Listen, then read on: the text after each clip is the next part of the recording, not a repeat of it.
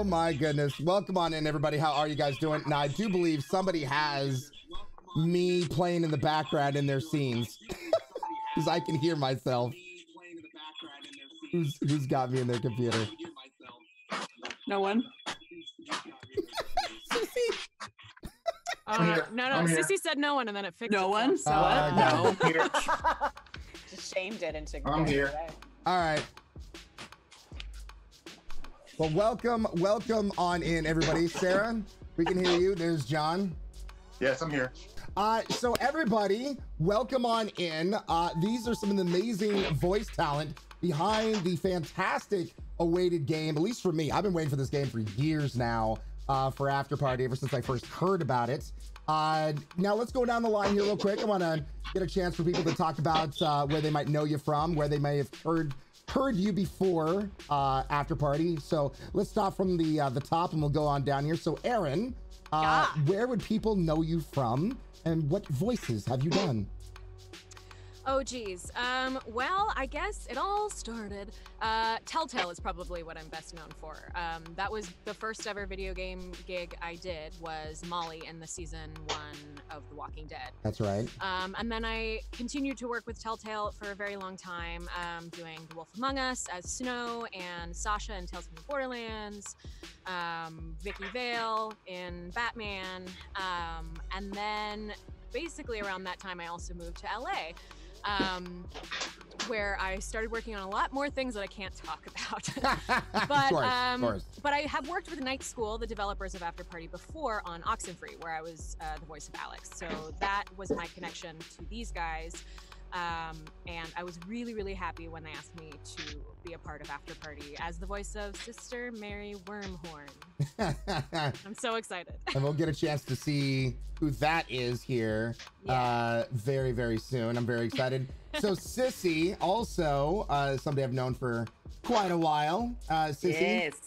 Where would people have heard you first, and where has it gone from there? Well, also from Telltale's Walking Dead Season 1 DLC and Season 2. And I was Katya and Jolene and Bree and Shell and other people. And then I went on to work with Sean Vanneman and Jake Rodkin from Telltale. They left, started Campo Santo, did Firewatch with them. I was voice of Delilah. And then Destiny 2, Life is Strange, just a whole lot of stuff I can't talk about. Yeah, I think you know, it's so funny because a lot of you guys, I have heard your voices in games and I'll be like, wait, I know that person. and like sometimes you'll get a little text from me, I'm like, yep. The second I was just like, I can't call them by like the character's name anymore. I have to feel like, oh, Erin, oh, Sissy. You know, because you guys do such a good job. Now, John, this is actually our first chance getting a chance to meet here. So we'd love to hear a little bit about you, your background, where people, you know, first heard from you, and kind of where it went from there. Well, when I moved out to LA in 2001, first video game I did was something called New York. I did something called Pink Panther Perils Adventure. Something like that, Adventures in Peril. That was like a little thing back in the city. But 2001, I did Zax the Alien Hunter, and there was a lot of very strange alien characters and stuff. So I did a lot of sound effects and also some voices for that. And that was my first union job, which was pretty cool for gaming anyway. That was nice. So yeah, but ever since then, quite a lot of things. You know, movie stuff, Incredible Hulk. Oh. Yeah. Very, very cool. Did you actually play the Hulk in the Incredible Hulk? I played the Hulk and Abomination. Not when they're talking, though, when they're doing their attacking and growling and snarling and stuff like that. Very important stuff. Yeah. Yes, and you know, you watch a movie without that. Yeah. Yeah. And you're allowed to talk about it? Yes, it's on IMDb now. They finally gave us credit.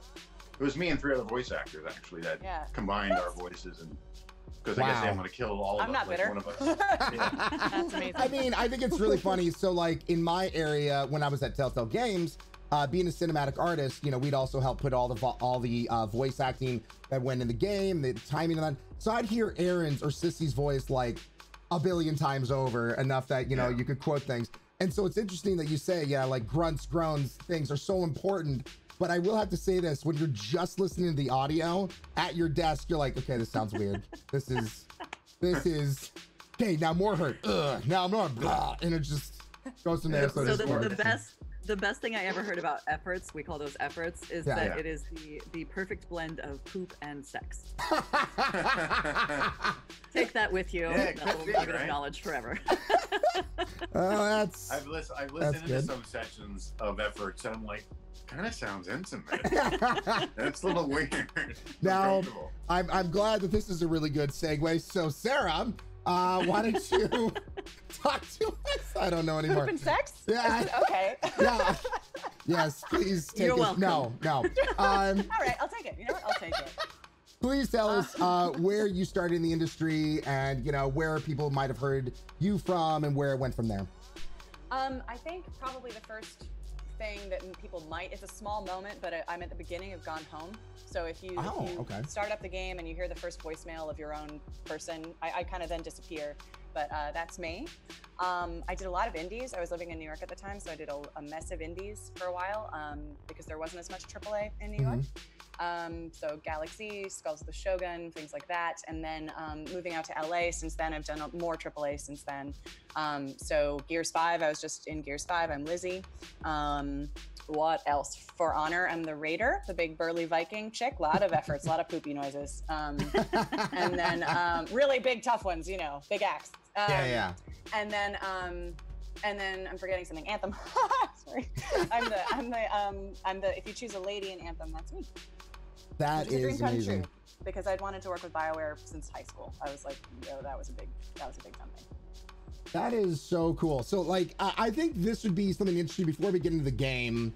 What, and this is just a general question out to everybody. What drew you guys to become voice actors? What drew you yep, that's my calling. That's what I want to do with my life. This is what I love to do. What drew you to doing this? I know Sissy's.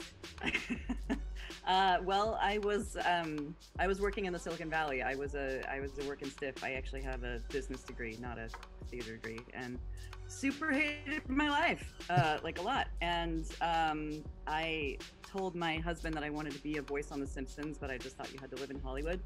And then 2 weeks after that conversation, I heard Nancy Cartwright, who is Bart Simpson, on the radio, talking about voiceover and how it's the raddest job in the world. And oh, by the way, there's a school right in your backyard in the Bay Area. And I dove headfirst and took every class I could, learned to engineer for the class I couldn't pay for, and so I could sit in. 2 years later, I had an agent in San Francisco, then I got an agent in LA, and then I was like, so here we are. Wow. Bye. It sounds like that happened all pretty quickly. Relatively speaking, yeah. Wow. It was when it's right, it just comes together like a zipper. You know what I mean? Yeah. That was my zipper. That's amazing. Anyone else want to add to that? Because I'd love to hear where you guys started, what made you become voice actors. Mine started really young. Not to get too detailed, but when I was really young, my parents got divorced when I was 4, and I was always making noises and doing characters and stuff. But when they were fighting, or my sister was fighting with them, I kind of went off and decided to do my own thing in my room, play with toys, and come up with characters and imaginary, names for them, whatever. I just had a lot of time to kind of explore my voices and stuff, and I found I could really imitate things quite accurately. Sounds of lawnmowers and cars and other people's voices, and I was like, this is pretty cool. And I like cartoons, so I think I just knew from an early on age. Did plays when I was in elementary school, plays in high school, always was into acting, and I kind of just knew. And then when you have family and friends that are like, of course this is what you're supposed to be doing, no one's surprised when they hear what I do. They're all like, hell yeah. So I think it all kind of came into place, and of course being in LA for 18 years is where you got to be, I think, to get the vast majority of these types of jobs that are available in the industry. But I loved it. It's really, I really feel like I was born to do it. That's awesome. And I mean, it really is showing that I know a lot of you guys are down in Los Angeles now, when heck, even a few of you, I've known you. Yeah. Okay. So all of you guys in Los Angeles, when I've known you guys from the Bay Area, Bay Area sound and whatnot. So it is kind of interesting the way that it works. And it's like, nope, heading to Los Angeles. So that is really cool. It was hard to leave New York. It was really hard. I was there for 7 years trying to like make the games industry come to me, which don't do that. Do that. Move where the work is. So I did that finally. So while we get into this, let's jump into the game, and would love for you guys to, you know, if you see anything that you want to talk about, please feel free. This is all organically, you know, take the reins, all that kind of stuff. Love to have you guys just kind of chat about this, because I've been looking forward to this game for quite a long time, for quite a while. Be careful, there's a clinic like 3 blocks down. They'll do you cheap if you give them now, who plays Billy? You guys know? Okay. Rando. Many of these probably aren't credited in IMDb. Let's go before we get recognized. I almost didn't recognize you. Hi, Allison. Can you believe we graduated? I heard Cissy. And what better way to end school than with an indigenous late century style mixer coupled with property damage and substance abuse? Well, I'm Allison. Oh, I love that. I'm that bitch. Your outfit, Lola. You're always all right, this party seems kind of lame. Yeah, this is fun. Which I love. By the way, what is the best way to play this game? Is it, fun, right? you know, aggressive? Should I play timid? What should I do? What would you guys recommend? Because he needs his Do a hot mix of all of it. All right. Yeah, I mean, you can play as yourself and be whatever, or you can blow it all up. Probably blowing it up is pretty I played differently depending on when I was playing as Milo and when I was playing as Lola. Yeah. I like that. Oh, and I'm sorry. Chad is talking about being nervous, and I just want to share a quick little tidbit of by all means nervousness, because Cissy and I were on a panel at PAX, I think, about where this was asked, like, oh, I feel nervous, like, how do I combat that? And I was like, look, it took me years and years, just hours, 10,000 hours or whatever, like, just to shed that. But it's funny because I was sharing this story, I was kind of trying to shop talk with a fellow family friend who does voiceover, and he was like, oh, honey, I just took beta blockers for like 10 years. I was like,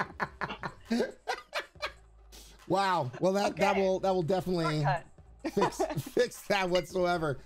If you were in Milo's and Lolo's position, would you try to outdrink Satan to escape? Asks Rynn. I think that's a general open question to everybody. I mean, if the choices are try to outdrink Satan or spend the rest of eternity being peeled alive and, you know, living with spiders, yes, I would try to outdrink Satan. Yeah, I think it's compounded by the fact that if I were in their position, I wouldn't know how I died or why I was in hell, and that just feels like I don't deserve to be here. Like, I don't have the answers. Vodka mixed with $3 lemonade. Yeah, there are other characters who feel very like they're like, I should be here. I should be here. And that's so yeah, if that mystery would be a pretty motivating thing, I think, probably. It's evolutionary. I would like to maybe explore a little bit. I mean, how often do you get to go to hell, the opportunity to leave? And then, probably need something, you know, but I would do whatever it takes to, you know. I would go meet all the awesome people who totally ended up in hell from history that I wanted to fan out about, and then I would go. My skeleton looked like a question mark. There you go. Yeah, so do you guys want one? Yeah, I do love the premise that you can outdrink Satan to leave hell. I do love that idea. Yeah. Yeah, sure. Why not? It's mature. I'm very mature. It's adult. It's in the Bible somewhere, I'm sure. Drunk we're getting. Yeah. Like I said, everything's in the text. Yeah, exactly. Read the fine print. Do you know how well do you know your Bible? Are you sure it's not about outdrinking Satan? All right, so I actually have a really good question here from Bright.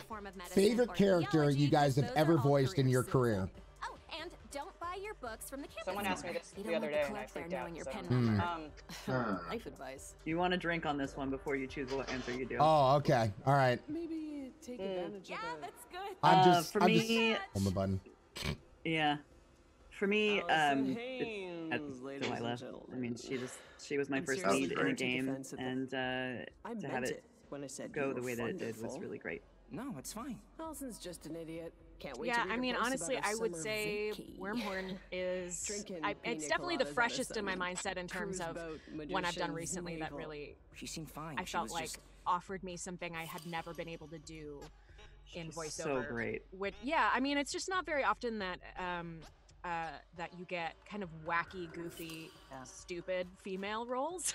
We've fallen into the binary of trying to run so far from damsel in distress that we have a lot of like perfect, strong women, which is great. Those exist. That's awesome. But at the same time, it means we have no room to fuck up. And so I really like that we're finally starting to find that gray area of like, yeah, they're great at this, but they kind of suck at this, and that's normal. That's human. I get cast a lot, especially in AAA. I get cast a lot for tough stuff because I can go there and I like to go there. But indies, especially a little bit with Lizzie. I like forced some goofiness into Lizzie and Gears, but because they really wanted Michelle Rodriguez, and I was like, what if she's wacky though? And same, but Afterparty and indies are usually where I get a chance to actually do some of those other colors, and it is so refreshing. It's very fun. I would say the metric of favorite is really tough because it's like Anthem, I got to do performance capture. And so the process of making it was uncommonly satisfying and collaborative and amazing. So that was wonderful. Gone Home for impact on people. I think that game spoke to a lot of people, even though my part is small. And I mean, but Afterparty, I mean, just like my additional character is really goofy, silly accent. Like, I mean, that was a day in the booth where it was like a weirdo accent or a very specific accent. Being drunk and singing karaoke, and I was like, this is the best day of my life. What do you mean? Like, this is perfect. So it depends on kind of what you're asking for favorite, but I'm blessed to have had a lot of different kinds of favorite. So that's awesome. Okay. Yeah, it's hard to pinpoint one. There's different reasons why you like a different thing. Like, I loved when I got to do Robot Chicken and get Seth Green directing me to be Bob Barker, because he didn't want to do the role, and then I get to battle Snoop Dogg when it comes to neutering pets and stuff like that. It was really funny, and it was a fun episode. It was a nice experience. But then you got characters like, Wrecking Ball from Overwatch is really awesome to be able to do, because that's a fun character with being a robot and everything. But what I love about that is what the fans have brought to the experience, how much of an impact that game is having on people. And they tell me how it makes them feel when they play the game or play the character that I do. And I've never had that experience before, where I get that feedback from a fan base that makes you realize you're, making a difference in somebody's life, more so than just, doing a character. I don't know. I thought it was pretty neat. Oh, no. And I have to leave like right now too. Oh no! I gotta go take a friend to the train, and then I'm gonna come back, and I might be in a different place. I'm winging all of this, but I will see you guys soon. All right, Sarah, love your face. Bye. All right, bye. She'll be right back. Now we have Jon Lipow as Cissy Jones, and Cissy Jones as Jon Lipow. Bye, babe. Oh boy. So did you guys, when it came to this job for Afterparty, were you guys approached by this, like through, your agents and that kind of stuff, or did you hear about this and go for it yourself? How does that kind of work when it comes to voice acting? Are you yourselves going for roles, or do you maybe that's how it is when it first starts out? Like, how does that work when it comes to getting to be part of video games?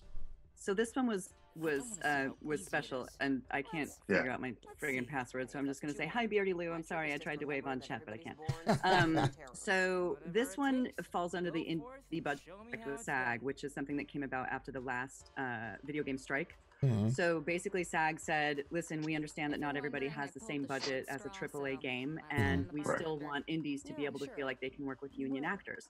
Yeah. So they created this new contract, which actually Sarah has been instrumental in making happen. She'd be so proud you're talking about it right now. She's a boss. That's awesome. She's also, we'll get into that later, but so they wanted Ashley for the role of Sam, and they wanted Erin, and we all happen to have the same agent. And our agent, Dean Pinero, who is the bomb, loves working with indies. So he was like, listen, some other agencies may not be open to working with, a low budget thing, but we love indies. We love games. Let's do this. Who do you want? Who's your wish list? Yeah. And so they put together a wish list of, Erin, John, me, Ashley, I think there's several other Dean Pinero folks on the roster, and Allegra. We're all Allegra. Yep, we're all in it, and it's amazing. It's been a lot of fun. Yeah, he sent us there. I mean, it was pretty cool. Like they called us in, and then we went in there, and I guess we kicked butt because I'm doing a lot of doing a lot of characters on this game. It's pretty cool. Besides Beelzebub, it's pretty cool. They got to let me explore the different ranges that I have, and they found like, we like that one, do that one. And it was cool. It's like you get to just try things out, flesh it out. I think it was a cool process of discovery as well. But definitely, I think they were very happy with what we were offering them. It seemed like it. Yeah, and again, that is unique. I mean, that's not common to just like have someone write your name on a list and then you show up in your cast. It's just the luck of having a good agent, and then also knowing the people who are making the game and having them like you and having a good working relationship. But majority of the time you're just submitting an audition like thousands and thousands of other people, and you're hoping you stand out. Yeah, and this is the role you're doing. Do it the way we say. That's it. Yeah, and usually you're at home alone, screaming things into a closet. with no one to read feedback. Off of. Yeah. Now I know Erin. She's in a very nice sound booth right now. But what is the trick of the trade if you don't have a sound booth and you need to get some good audio? Let's see. Okay, so you have a sound booth. What is like you're on the road? You have to do something. Like, yeah. What is that? This is my mobile setup right here. I actually just recorded from my car before we got started. I used that yesterday. Yeah. Yep. So, this microphone is $150 on Amazon. It's a Shure SHURE MV88, and it's pretty boss. Plugged right in your lightning port. I've heard some people will put a blanket like over them. They'll record under a blanket or something. It's doing what you can to just like minimize the space around you to have better sound quality, like going into a closet because there's a bunch of clothes around you, or like a lot of people when they go to hotels they'll set up like a pillow fort of pillows. Yeah. I'll show you something. I'll be right back. What the fuck is going on? Somebody's decapitated. Yeah. Can I tell you about this thing? What the hell's going on in here? The heck is that? Ooh. Oh. Wait, is that a box? Wait, do you put it over your head? No. Oh. You do this, and you put foam. You put little 12 by 12 foams on the sides, the bottom, and the back, and you put your microphone in there, and you just talk into it. Huh. And this cuts out the room reverberations are a major problem. Yeah. You get room bounce bouncing over the room. With this, it absorbs all the bounce, so you sound like you're in a booth as long as the room is quiet. Interesting. Yeah. You won't hear and the room. that's just like a storage cube, right? It's a storage cube. That's just a storage cube. Like a $2. That's awesome. Yeah. Demented Demon is asking, do you prefer specific instructions for voice acting direction, or do you prefer to be the one in control of the direction of the character? I feel like well-written, well-directed characters typically come off the best. Like, it's fun to be able to play and to have some commentary on, what we think the character might do, but ultimately, the writers have spent years creating these characters. They know what they want, and it's our job to bring their vision to life, if that makes sense. Having a good director is clutch. Yeah, we don't own the character. When we walk in, it's not like, okay, now it's mine and I make all the calls. It's every character you ever see in animation or game is a collaboration of so many different people. Yeah. Now, in your career, though, like, do you like it, though? Like, after you kind of get a chance, people are like, okay, this is how I want it to be done. Like, you like it when people go like, okay, now, do a take as you would want to. Like, Sometimes it's annoying. Sometimes it's like, don't make me write the script for you. Right. Well, yeah, there's that middle ground of like having people feed you line reads, which is, someone on the other side of the booth saying, I want you to say exactly like this. And they say the line for you with all the intonation that they want to hear from you. And that's a bummer. That feels pretty basically they don't trust you. Yeah. But then on the other side, there's the do whatever you want. And then you often fall into the trap of them going, great, that was great. Do another one, which means nothing. Like, do I do the same thing? Should I try something different? If that was great, why are we doing another one kind of thing? So it's finding that middle ground. And like Cissy said, a great voice director is who you want to be in the hands of. That's awesome. I definitely find that if they know exactly what they want and they've hired you because you gave them that voice they imagined, and they know how to direct you because they know the exact direction of the character they want to take, that's fantastic because you're getting directed properly. But I gotta say, when they know what they want, they trust you to find your interpretation and combine it with their vision of the character, and then you get to kind of bring your own thing into it, but they still know how they want it to play out. That's cool because then you get to be, I think, a little more creative with it, which is always fun. Yeah. Now, Erin, it seems like you had a ton of fun with Wormhorn, and I know we haven't gotten there yet, but it seems like You just got to let loose. Yeah, so it was a collaboration of them being like, yeah, we see this character as like a mix of like the genie and Beetlejuice if they had a baby. Okay. And I was like, great. And then sometimes it's tough because when you have two male characters that you're using as a reference point, I can't do exactly what a male actor would do. There's just like, sometimes it just doesn't read the same way, just the way that we hear things. And so I tried to imagine who would I cast, and then I thought Kate McKinnon.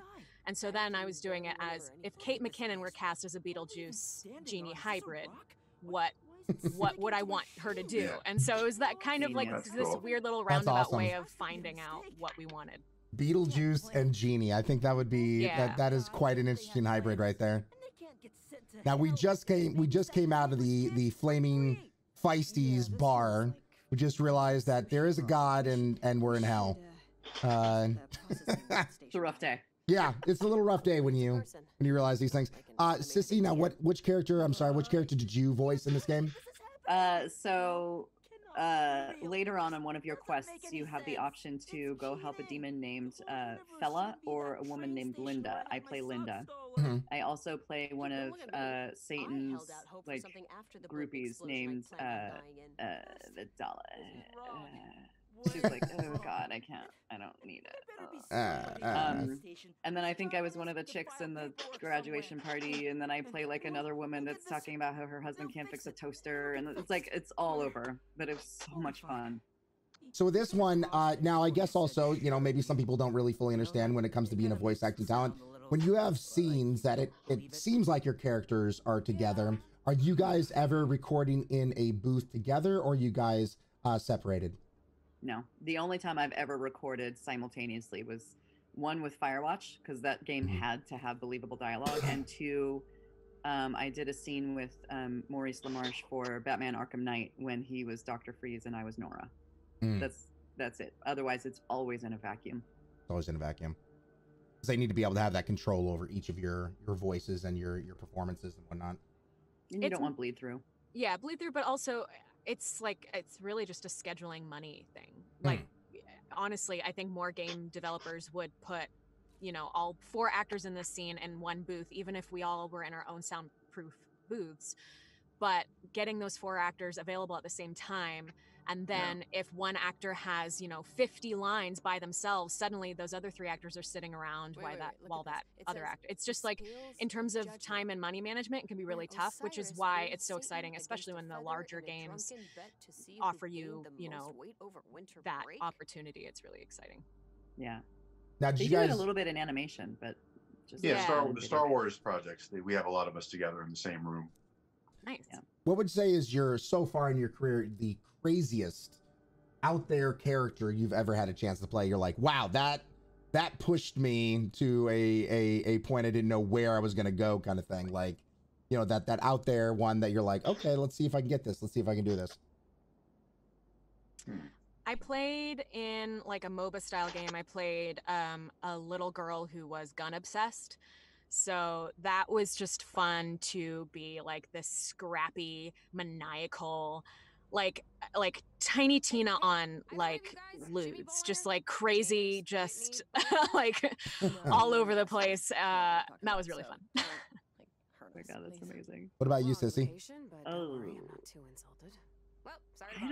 I don't know. Jolene in The Walking Dead was a whole lot of crazy. I got to swear a lot in that one and talk about shooting people through the balls and stuff. Sorry, families. No, that was because actually I had that scene. That was my scene that I had to do. So I just remember, how many times I heard like, I could nail your balls to that tree over there, and heard that like about 100 times. I was like, wow, okay. It just flowed like water. Yes, exactly. In terms of like crazy, there's oh, you know what? There was a show on Amazon called Little Big Awesome. It was really, really fun. And I got to play a nail file, an anthropomorphic nail file. What? Okay. That's pretty cool. And her name was Fresha, and she couldn't be bothered, and she was great. And they would literally have me just do for like as long as I could. They're like, can you hold that for like a minute and a half? And I was like, yeah. So it was really funny. And then John, what about you? What is the most out there? I mean, we already talked about you doing I've the done whole... a lot of strange creature stuff, but also normal people. I guess it was interesting when I got into a feature called Kaptara, based on some Greek mythology, and I played Theseus, who's like the Greek, muscular warrior, but he also had to defeat a minotaur. So I'm playing this horrible minotaur character with the most snarly, nasty, guttural creature sounds you can think of, and then I'm fighting the Greek warrior guy that I'm also playing. So I kind of got to do. It was kind of interesting to go back and forth in that dichotomy. But it was fun. Definitely. We came up with some really crazy noises. I didn't even know I could do that. I was like, whoa, all right. So much poop. We're keeping that. So much poop.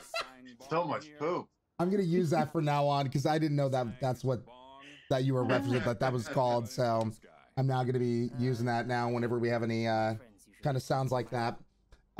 We have a few questions here from chat. Voice actors. What are some of the other voice actors that inspire you?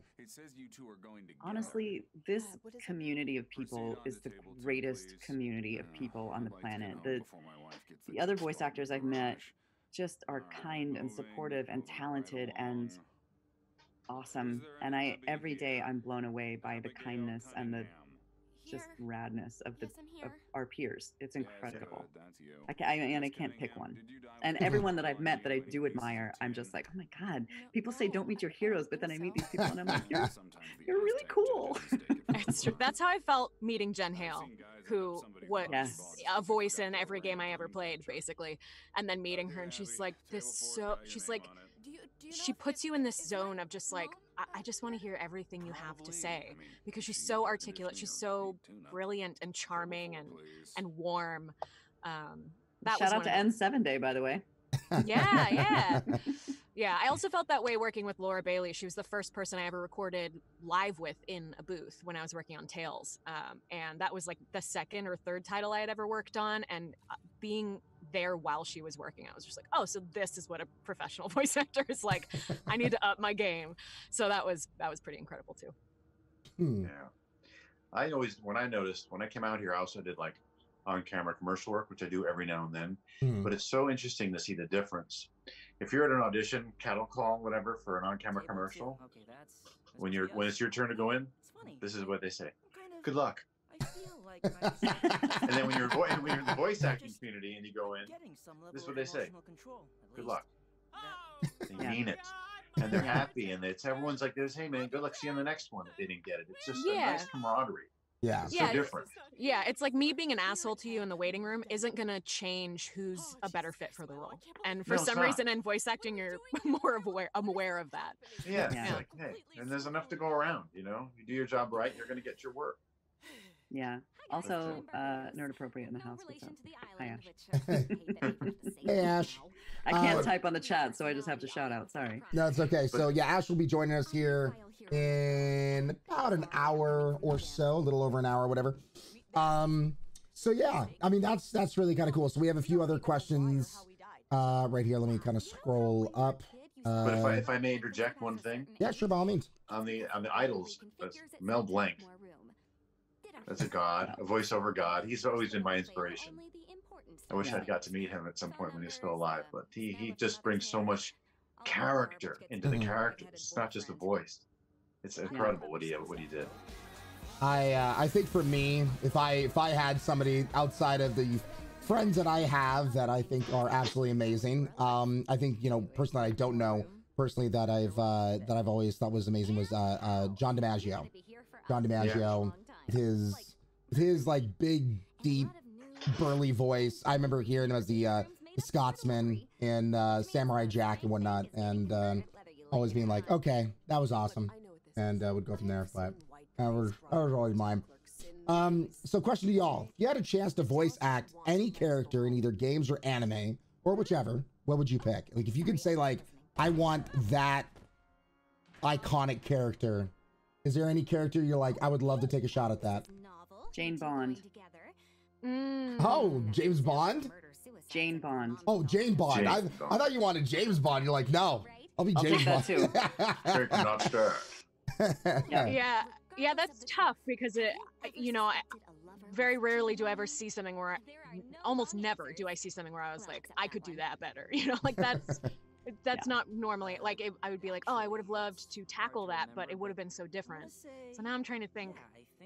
I don't know. That's a tough one.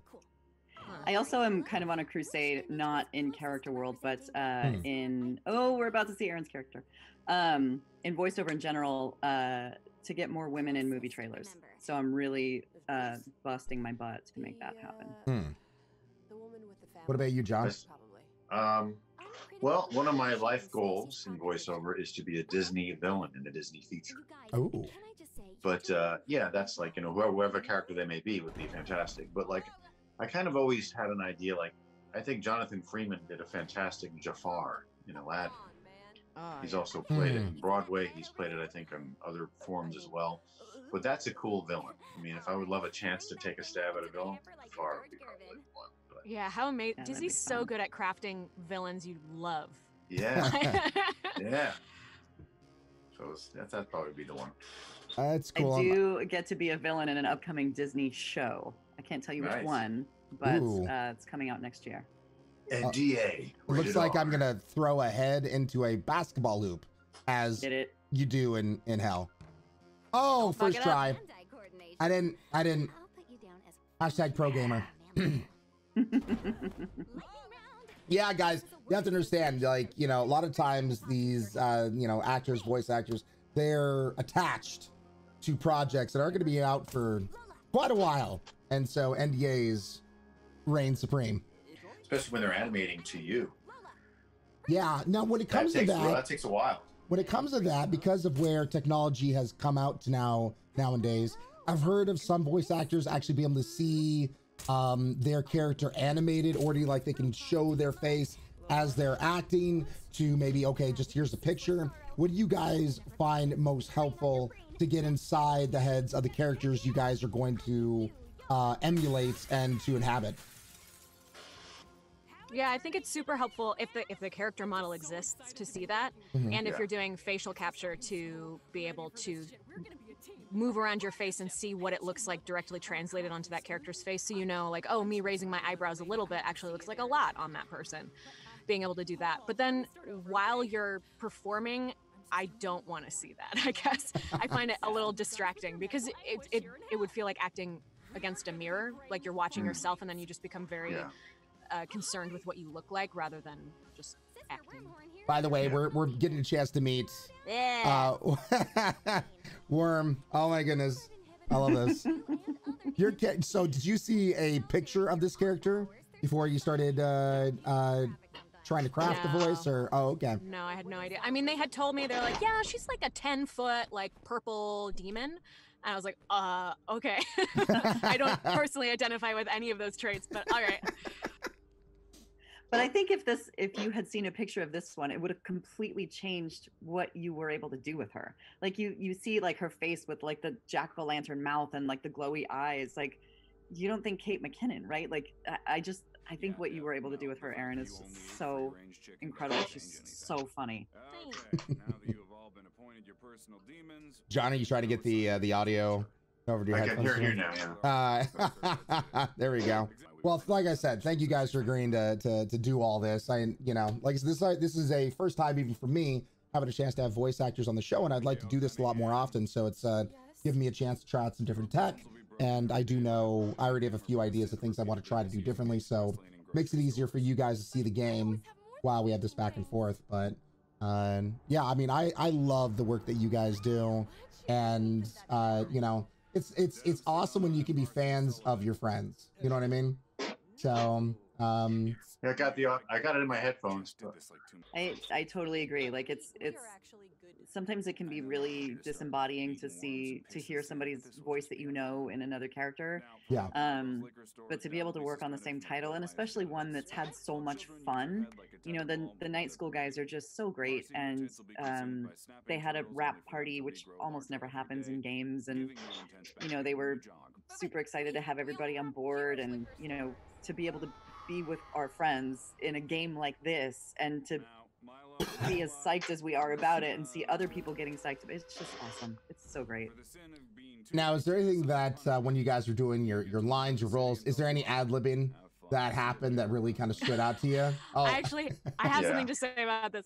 What's at least with this project, Adam Hines, who is a co-founder of Night School and one of the lead writers, writes in the majority of the stumbles and ums and ers that you see. Oh, interesting. And he's very particular, rightly so, he's allowed to be, about if you stumble yourself outside of his stumbles, written, prescribed stumbles. Yeah. So whenever he lets me get away with an ad lib or two, I'm like, yeah, I nailed it.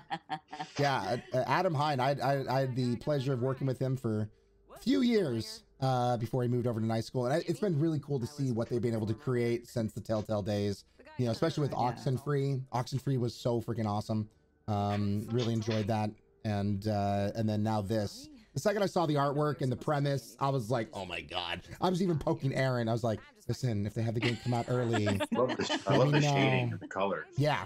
It's so awesome. Yeah. Okay, Demented Demon asks, have you ever hesitated to take on a project because you didn't want to know how it ended before it came out to the public? No. Like, here's the life of a voice actor is we are perpetual contractors. Like, every time I leave the booth, I'm out of a job. You know what I mean? Right. If I have to learn how something ends before it comes out to mean that I can put food on the table for my kids. Yeah. If anything, it's the opposite. Like when you get cast on a project and they're like, so this is what the project, because normally you actually don't know what the project is when you get cast. It's under a pseudonym. And so you show up and you're like, so here's the game. And you're like, oh, fuck. Like you realize you can't talk about it for 2 years, but you, at least me as a gamer, I'm just like, oh my God, yes. Okay, great. Yeah, I know. They're like, welcome to Project Printer. Yep. And then you find out it's like Star Wars or something crazy. Yeah, you know what I mean? Zero. Yeah. Okay, I'll work on Zero. Sure. Yeah, actually, there's a question. That of course you guys can talk about now that the thing's out. Is what was a project that you got a weird name for it, and then later on you found it was actually you're like, oh, okay, it's that. So I didn't know I was in Fallout 4 until Fallout 4 came out. And someone on Twitter was like, hey, are you in Fallout 4? And I was like, nah. And then they sent me a clip from their stream and I was like, holy crap, I'm in Fallout 4. I don't even remember what the code name was. I'm sure it was like Bacon, or something weird. Yeah. I think that sometimes they call it like Ford. I'm like, okay, but I was in a game. I was in a Red Dead Redemption 2 and didn't know until it came out. I thought it might have been a Grand Theft Auto game. We were just like, no clue. Hilarious. I did. Grand Theft Auto was Firestorm.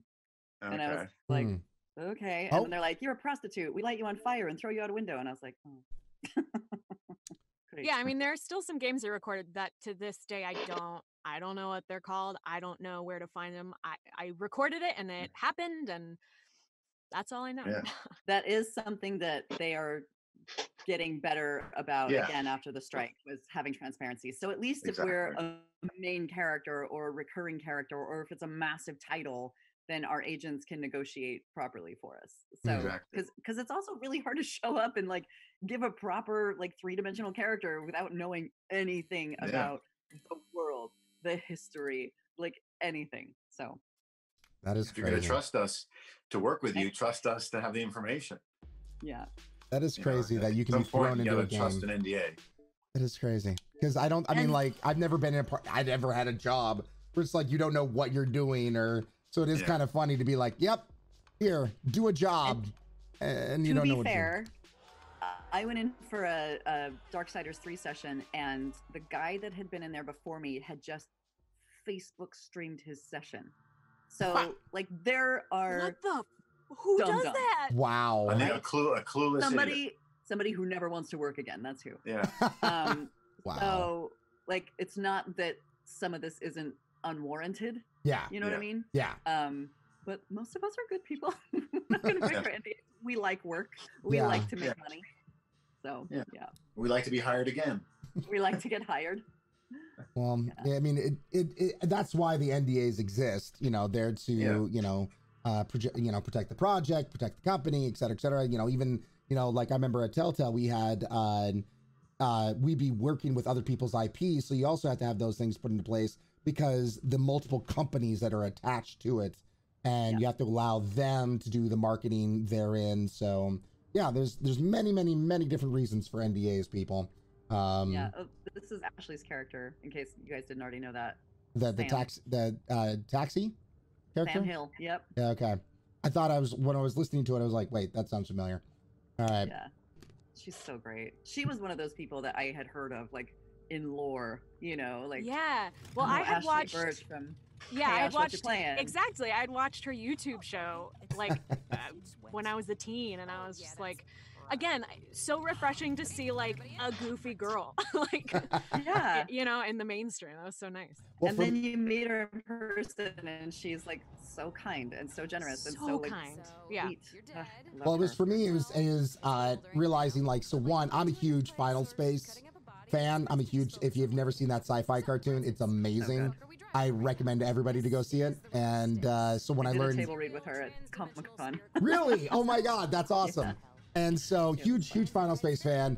And then recently playing the Outer Worlds, having Par in my party, you know, with Ashley Burch as well. And you know, so once again, it's really cool when you have a chance to hear people's voices. You're like, wait a second, I know who that is. And I don't know, for me, it just gets it more exciting because you're like, oh my God, that's awesome. They have, you know, really good character. They have some good work going on. And just to hear how you guys push and pull your guys' voices to fit these characters, I think has always been something I've admired about the job that you guys do.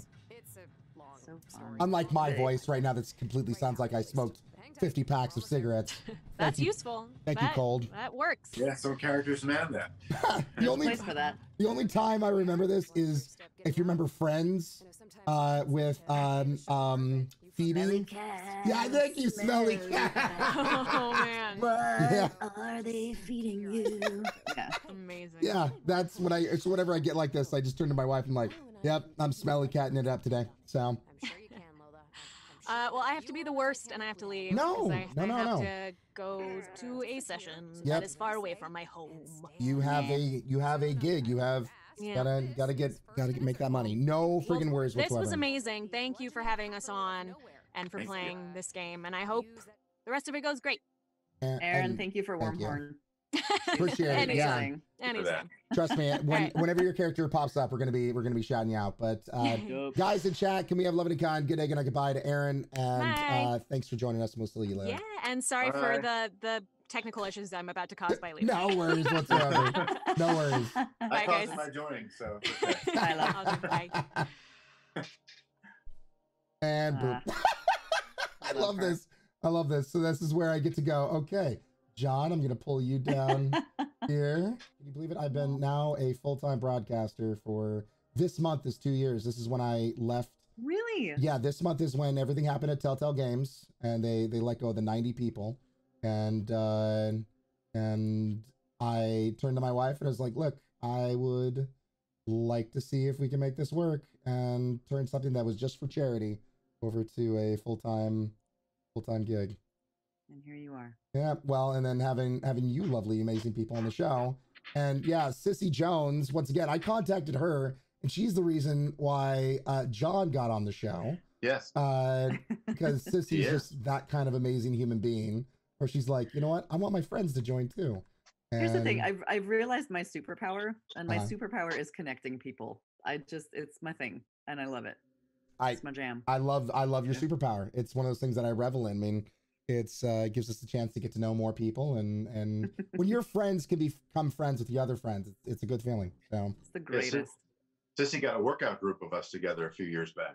Really? That was always nice to join up with people and read scripts together and give each other good critiques or bad critiques and learn. That's awesome. Trying to get an improv group going, but I messed up my neck for a little while. Oh, that's right. To die.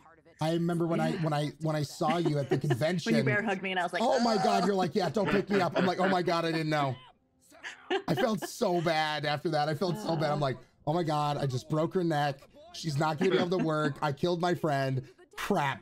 It wasn't you, but man, I was in a bad spot. All better now though. Good.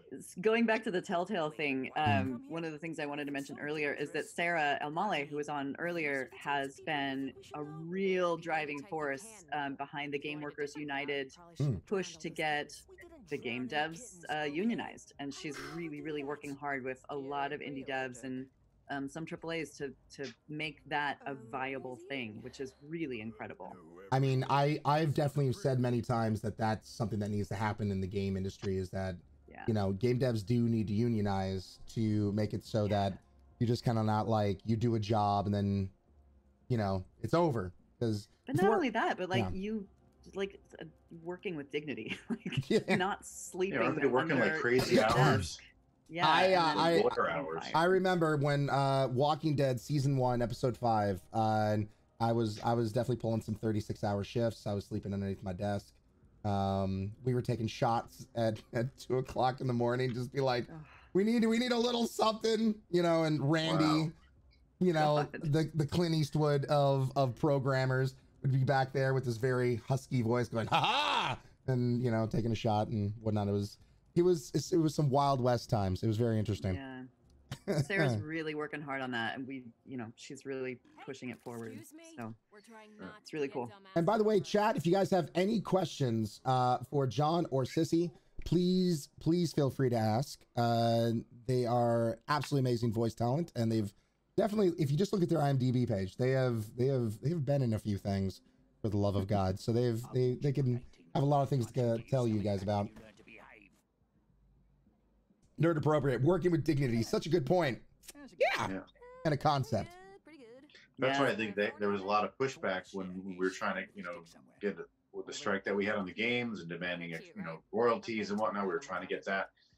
You got to hear a lot about what those developers go through. It's like, we don't get these things, and we're working, you know, a 20-hour day on something, you know, when it's due to come out in a week, and we got to finish it at crunch time and everything. They're just overworked and underslept.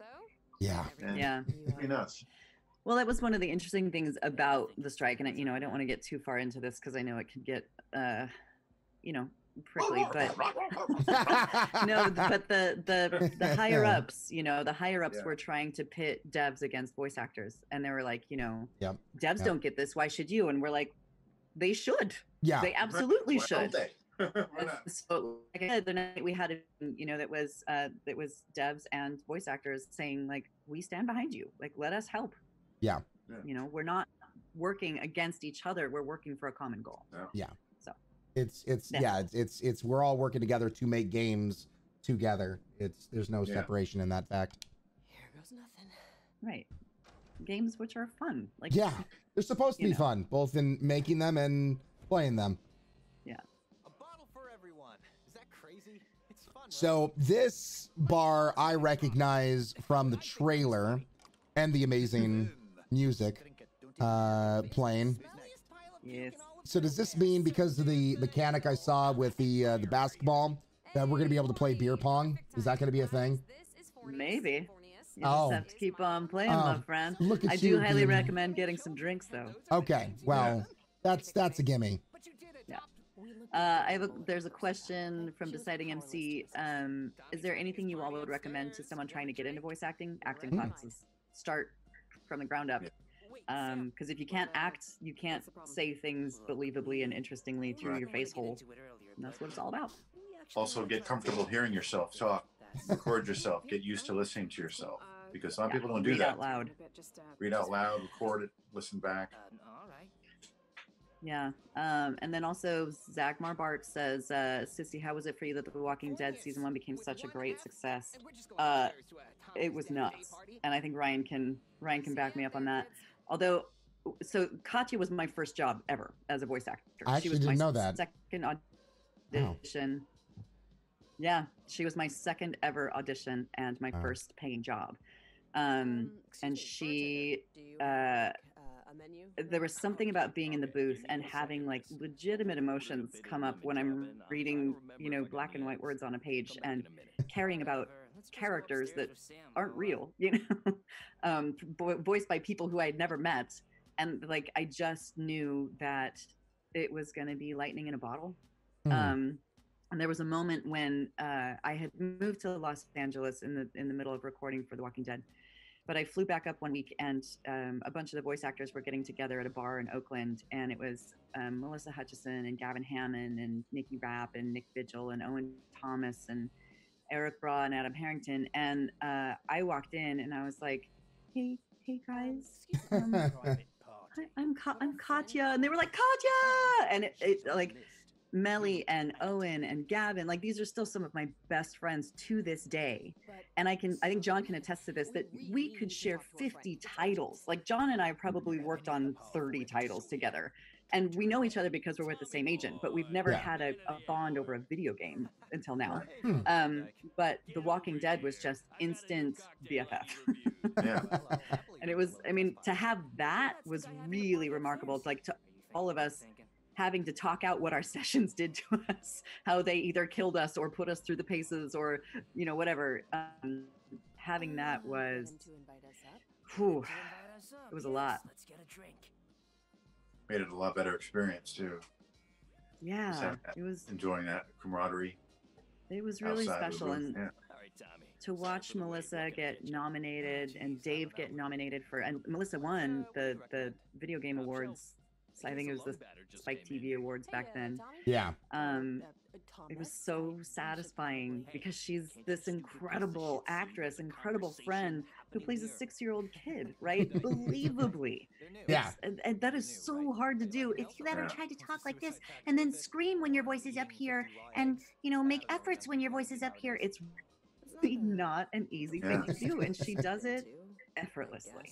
She's amazing. She does do a good, and I think she's done a wonderful job also through Clementine getting older and changing that as Clem got older was also very interesting to hear. I guess there was some talk about, like, do they hire a new actress for each age? And I was like, the people will riot. Like, yeah, there will be murder in the streets. Yeah. And she did it. She absolutely did it. So, okay, here's an interesting question. What is the character, and I know you guys, I mean, your voice, this is your paintbrush. This is what you make sure to keep in the best possible condition you possibly can. But has there ever been a particular job that you walked away from and your voice is just shredded because you just gave it all? What? Yeah, I'm guessing also with Jon because of the screams. But like, so which one really stands out? You're like, oh God, I need to take a day or two and not talk at all because I've definitely pushed myself. Normally, if I do a lot of efforts or emotes, whatever creature stuff, I'll take a day. You know, like my parents call and say hi, but let me call you tomorrow. I did a long session, vocally stressful session today, and they totally understand. I just don't talk for the rest of the day. But it was while I worked on a game, and it was Spider-Man, and that session was so grueling. I was playing kind of like a bouncer, mafia type thug people, and I'm screaming my lines, like, and then the director's like, "It's over gunfire," and I'm like, I'm screaming, and inside I'm like, turn up my volume then. You know, I didn't say that, but it was so grueling. I took 2 days. Oh wow! Dude, it was so, it tore me up. I did a game, and then I didn't get offered tea or anything. Bastards. I did a game that was a direct offer, so I didn't audition it. They just called me in at 9 a.m. In Playa del, was a 2-hour drive from my house, and I was pregnant. Not that that matters, but it just kind of adds to the bit of it. Although I did go into labor in a Telltale session. Thank you very much. But so I get to, I'm a player character. Yeah. Remember when Dee is getting her face bashed in with a metal pipe? I was in labor, active labor. But so I get to this job, 9 o'clock in the morning, and they didn't want to localize the player characters, so they just had their characters scream and grunt and barf and snort and growl and all these weird sounds. 9 o'clock in the morning. I had a commercial session later that day, which is my bread and butter. And I left that session with my throat bleeding. And I told them several times, you guys, I can't, this is not, I don't audition that stuff anymore because I know it's not my jam. And I had to cancel my commercial session. And wow, that's like, video games are amazing and they're so much fun. They do not pay the bills. Don't ask me. I just work here. So, you know, it's just occupational hazard. Your throat was bleeding? Yeah, that's wow. Scary. Yeah. Yeah. And I don't work for that director anymore. Like, well, I can nice see enough why. person, but I'm like, I know where your loyalties lie, and I get it. You want to please the producers, but I got to take care of my moneymaker, man. Yeah. Your instrument, man. Yeah. That's that. I mean, that's commitment, but holy crap, that's where you definitely want a good voice director to also protect you. Yeah. Yeah. I mean, really, to tell the producers, like, listen, you guys, you're fine, or let's give her a 15-minute break, or, you know, something like that. Somebody, Dagmar Bart, had a follow-up question to The Walking Dead. How much did I know about the episodes when I died? Nothing. Literally, I got if you have played The Walking Dead, please mute me. But I got called for a session for Katya on a Tuesday. The session was going to be on Wednesday. Again, I was living in Los Angeles and they were recording in the Bay Area. And I was texting my director and I was like, hey, maybe I'll come up for the next session. And then I read the script and I was like, oh, shit, I die in this one. So we had no warning. But yeah. Jeez. And I'm guessing Jon you mentioned the Hulk. Did the Hulk stress out your voice? I mean, I can imagine that would. It did, but you know something, that's a sweet story because I grew up watching Hulk with Lou Ferrigno and Bill Bixby and all that, the 70s. Yeah. And when I went to that, you have time for a little anecdote? Yeah.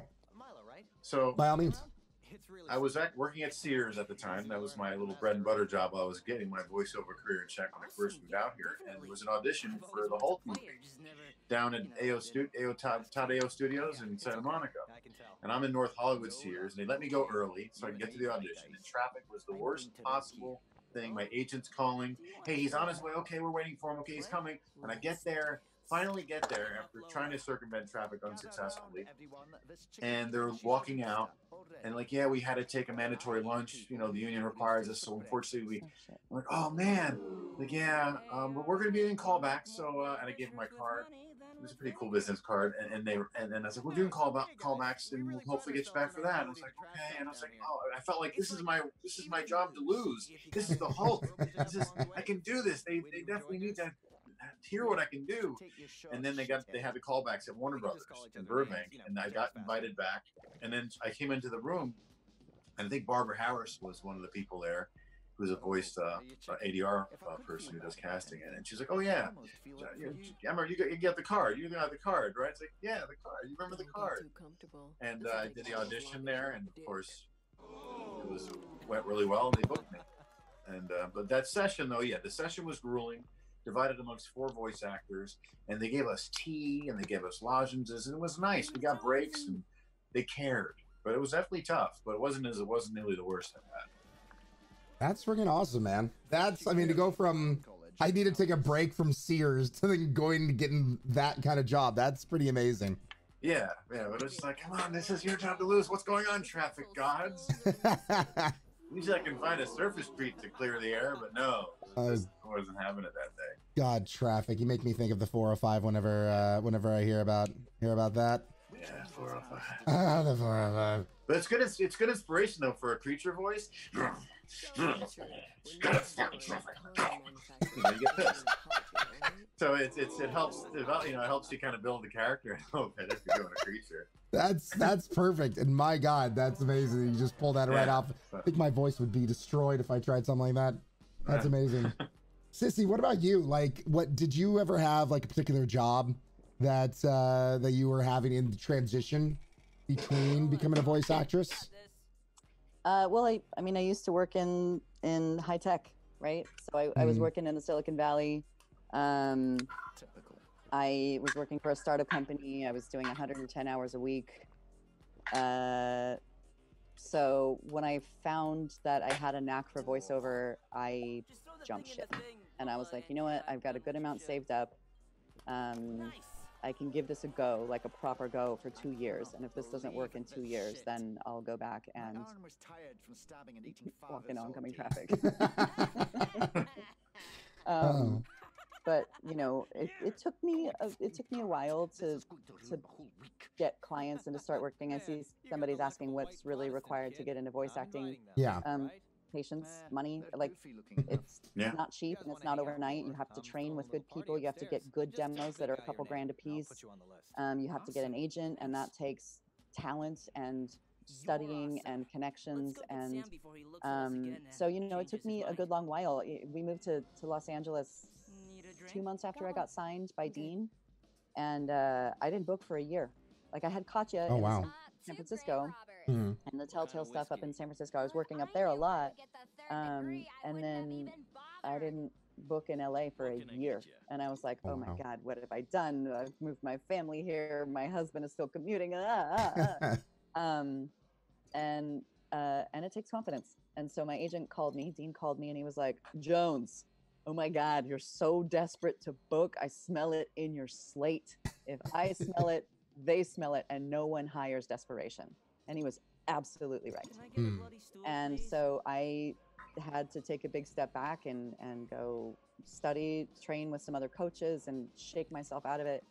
And 3 weeks after that, I booked a grocery store that I had for 8 years. So wow. Yeah, they just fired me 2 months ago. Nerd Logic asks, how much of getting a voice acting gig requires word of mouth from colleagues or friend recommendations? Yeah, a good amount. Good amount? A good amount.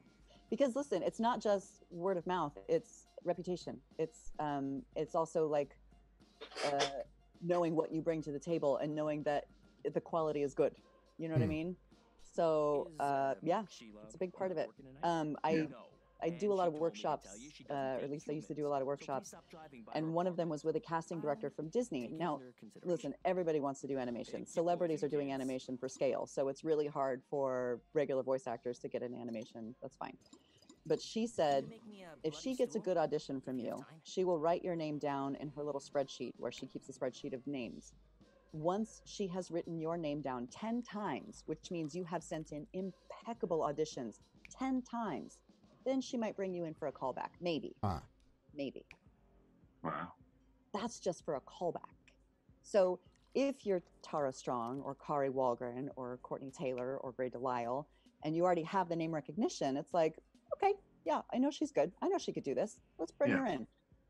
That is interesting. To expand on what Cissy was just saying with reputation and whatnot, I'm starting to get that more now. Not a ton, but it's certainly, I'm getting, you know, I'm booking jobs and I'm asking Dean, hey Dean, did I audition for this? Like, no, they just asked for you. And I'm like, oh. So it's like, it's almost like it's they trust you, I guess. They've heard of you, they trust you to be able to do what they're going to ask you to do. And that's a nice feeling, you know. Yeah. But it's happened. Yeah. It's starting to happen more, but rare. You know, that's kind of a cool thing. Or if you know a casting director, I've gotten like, you know, Amanda Wyatt recommended me for something for someone else, and they just called me in based on her recommendation. And I was like, you know, that's a nice surprise. It's like, wow, that's kind of a nice bonus. It's like a nice residual check you never knew you had coming. Yeah. Demented Demon says the entertainment industry is 900% effort, 50% education, and 75% luck. Yeah, that tracks. Nerd Lodge guest, I wonder how closely voice acting was related to other forms of acting. Now, this is actually something I've talked with, you know, Melissa and a few other people with when it comes to that. Like, can, you know, on screen, on camera, actors become voice actors? You know, what the difference is? Is there any difference? Yeah. You know, what do you guys, how would you guys respond to that? I mean, if you think about doing on camera, and I don't do on camera, John, you do, so you can probably expand on this. You have facial expressions and body language that you can use to get a point across. You know, you can convey an hour's worth of dialogue just by raising your eyebrow, right? So in voiceover, we have to figure out how to do that here. Yeah. How do you do innuendo audibly? Yeah. But I definitely think acting is the most important part of voice acting is the acting. Yeah. And I'm guilty. I'm guilty of worrying about the voice in an audition or in a part. I'm like, the voice, how's it sounding? How does it sound? I even have to kick myself out of my own head sometimes and say, do the acting. The voice will come. Yeah. And but you know, with performance capture and things like that, it's the line is getting less and less delineated. Yeah.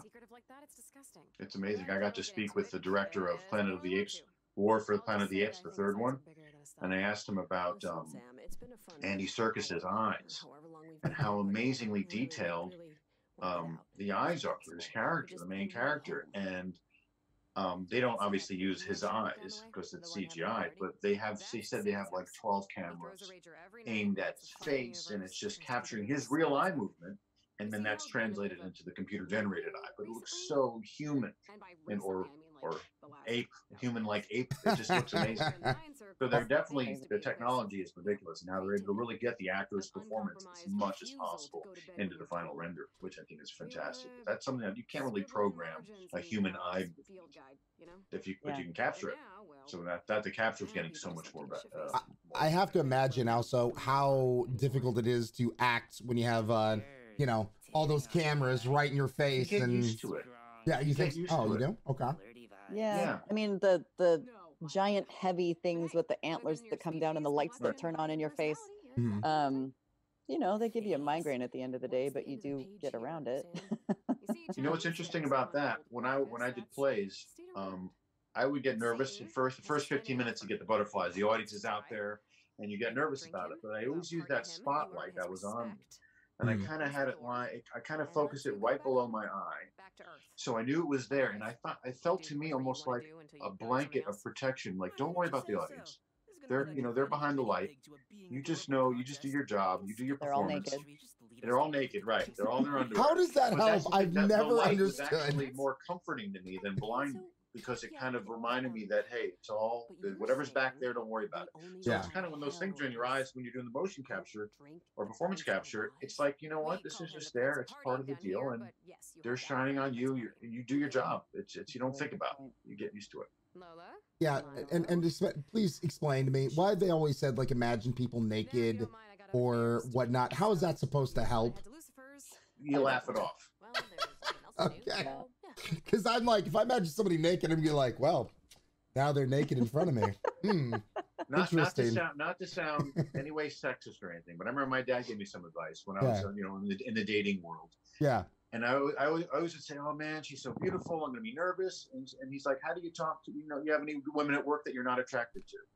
And I'm like, yeah. How do you talk to them? I'm like, it's easy. Well, why don't you just imagine that they're this or that, they're not attracted, they're huge or whatever, wrinkly and old or whatever. Just imagine that and talk to them like your coworker or secretary that you don't ever have a problem talking to. Just think of it that way. Don't worry about how they look. So that's kind of a way to help get you. And that's what the whole pretend they're naked. Don't worry about them. Just naked people in the audience. Anything they feel. Who cares? Welcome back, Sarah. We're talking about being naked. Yes. We were talking about poop and sex when I left, and it's like, okay. Just downhill from there. All right, let me get Sarah back here. Hello. Hi. Voiceover is so bodily. I think that that's like a misconception that that it comes out of air or something, or that you don't use your body when you're doing voiceover. And the fact is, you do use it a ton. I overheat all the time. You can hyperventilate. Like, it's very bodily. Anyway. Someone's asking if there was ever a role that we regretted having done. I don't think so. Okay. Yeah. I don't know if I can talk. I mean, you don't have to talk about it, but like, is there anything specifically that could have been better than adult film overdubbing? No, I'm kidding. Never did that. Never did that. It's all about the politics of the adult film, isn't it? I mean, I did it.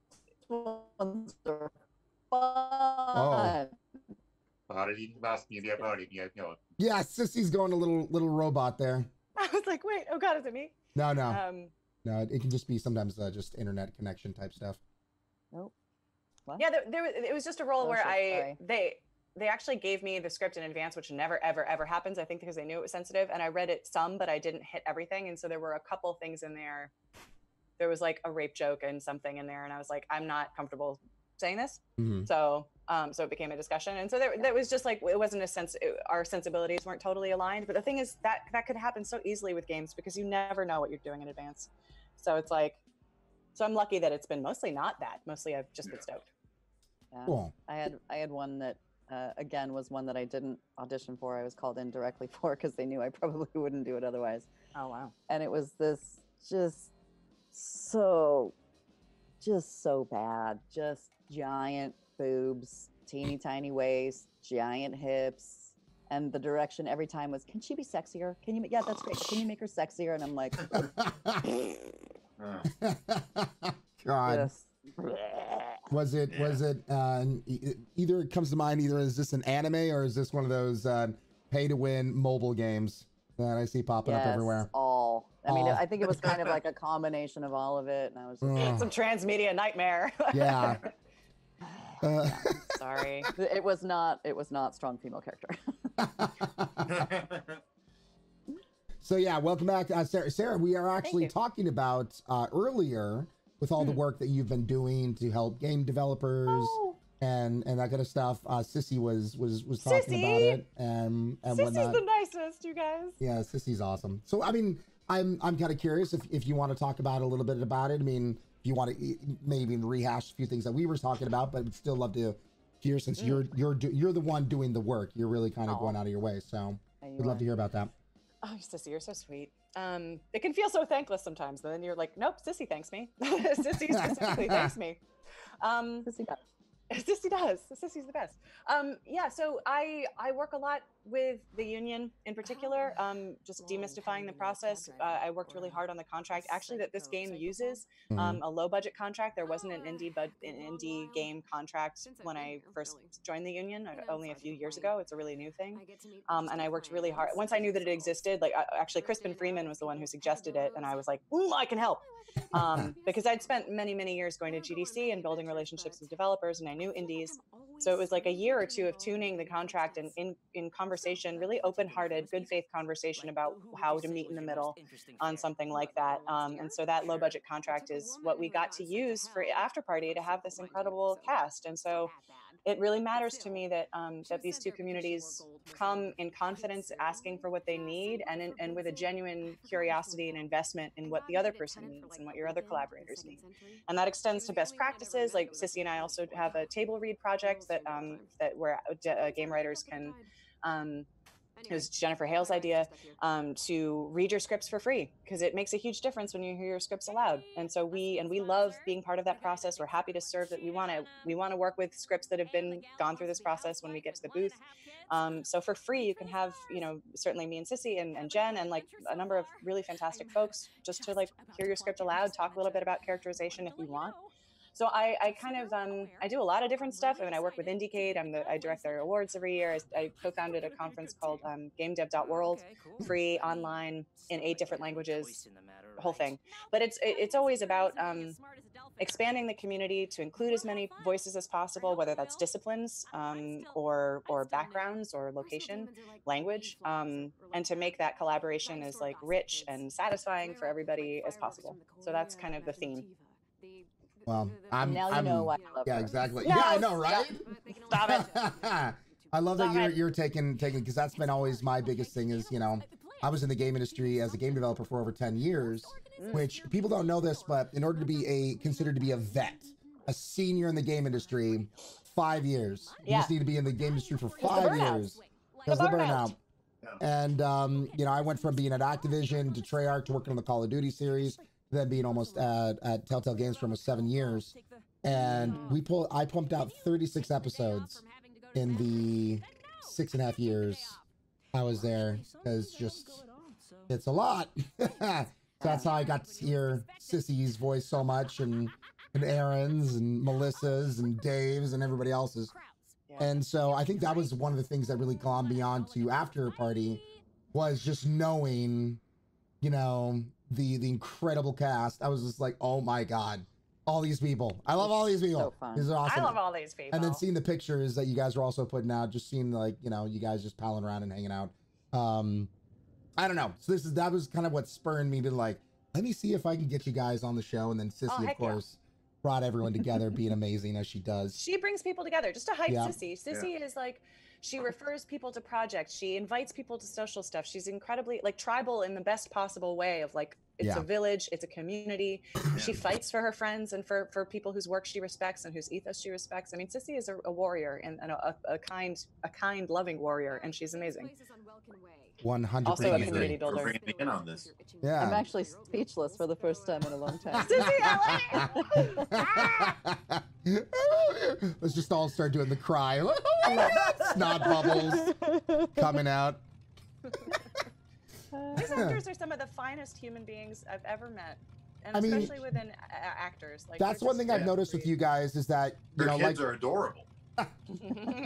One thing I've noticed with you guys, and we've talked about it beforehand, but it's like, in other, and John even said, like in the film industry, it's, they'll give you that fake smile or that kind of stuff, but it seems like a lot of times with voice actors, you guys are all very supportive of like, oh yeah, I may not be good for that role, but hey, I know somebody else that would be good for that role, and all day, every day. It's been really, really cool to see. It is a wonderful community. Yeah. I do have to address, someone asked a question up there, and it's scrolled past about how often you do sessions in your pajamas, or I have to say, never. This is my job. I take it seriously. I got so annoyed when Angelina Jolie got up for Kung Fu Panda or whatever and was doing an interview, and she was like, it's good. I just showed up in my pajamas and I was like, really? Like, some of us are doing this for a living. I have definitely never in my PJs. I mean, I try to be as comfortable as possible. So I have like jeggings. I have like sneaky PJs that I wear because I want, when I'm in a booth, like for a games, especially like my temperature is going to change. So I'll layer. So I'll wear like cozy sweaters and then have something lighter underneath for when I overheat. And I like pants that are kind of forgiving. And I probably take off my shoes to connect to the ground kind of thing. So like it's all like, it's not because it's, it is casual, but it's comfortable for a reason. Yeah. Yeah. And then I definitely have lost more clothing for summer sessions without telling the client because my booth is really hot. No, if you're at home recording, I mean, I'm often in my sweats and a t-shirt because I'm at home. I'm not trying to be unprofessional about it. But you want to be comfortable. You don't want the clothes to be noisy. Yeah, I was going to say, I never thought I would work in a job where I had to take into account the noise factor of the clothes that I buy. Yeah, no corduroys. I used to, in New York, I was all wearing collared shirts. I was like working an office job, so I got a lot of like sort of dressy, casual kind of like collared shirt stuff that I could wear, or silk and stuff. And New York is just kind of a dressier town. But I can't wear any of that for voiceover. I have a whole new wardrobe that's comfy cottons because I just can't use it. So. Yeah. I will say, since transitioning to being a game developer to now doing this Monday through Friday as a job, I'm working at home, but yeah, it is one of those things that, I don't care about the bottoms because no one sees, what's going on with the leg action. Chat is checking to make sure you're wearing pants right now. I've actually had a few friends who are like, it's no pants Wednesday. I can't stand up. But I always try to make sure her hair's done. Pants, you guys. Me too, I swear.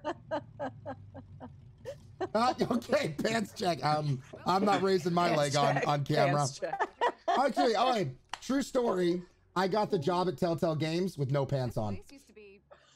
Nice. I remember talking to Dennis Lenart, and I went through a few of the interviews, and I was getting ready because it was all gonna be a Skype interview, right? And because I was in Santa Monica at the time, because for my work with Treyarch, and so moving here to the Bay Area, and so I was like, I look good up here, and then they called 10 minutes early, and I'm like, and I just sat down. I was like, I cannot stand up. Don't stand up. Like, God forbid they're like, can you grab something? And then I stood up, and there's me in my boxers. Or they say, that's all the questions we have for you.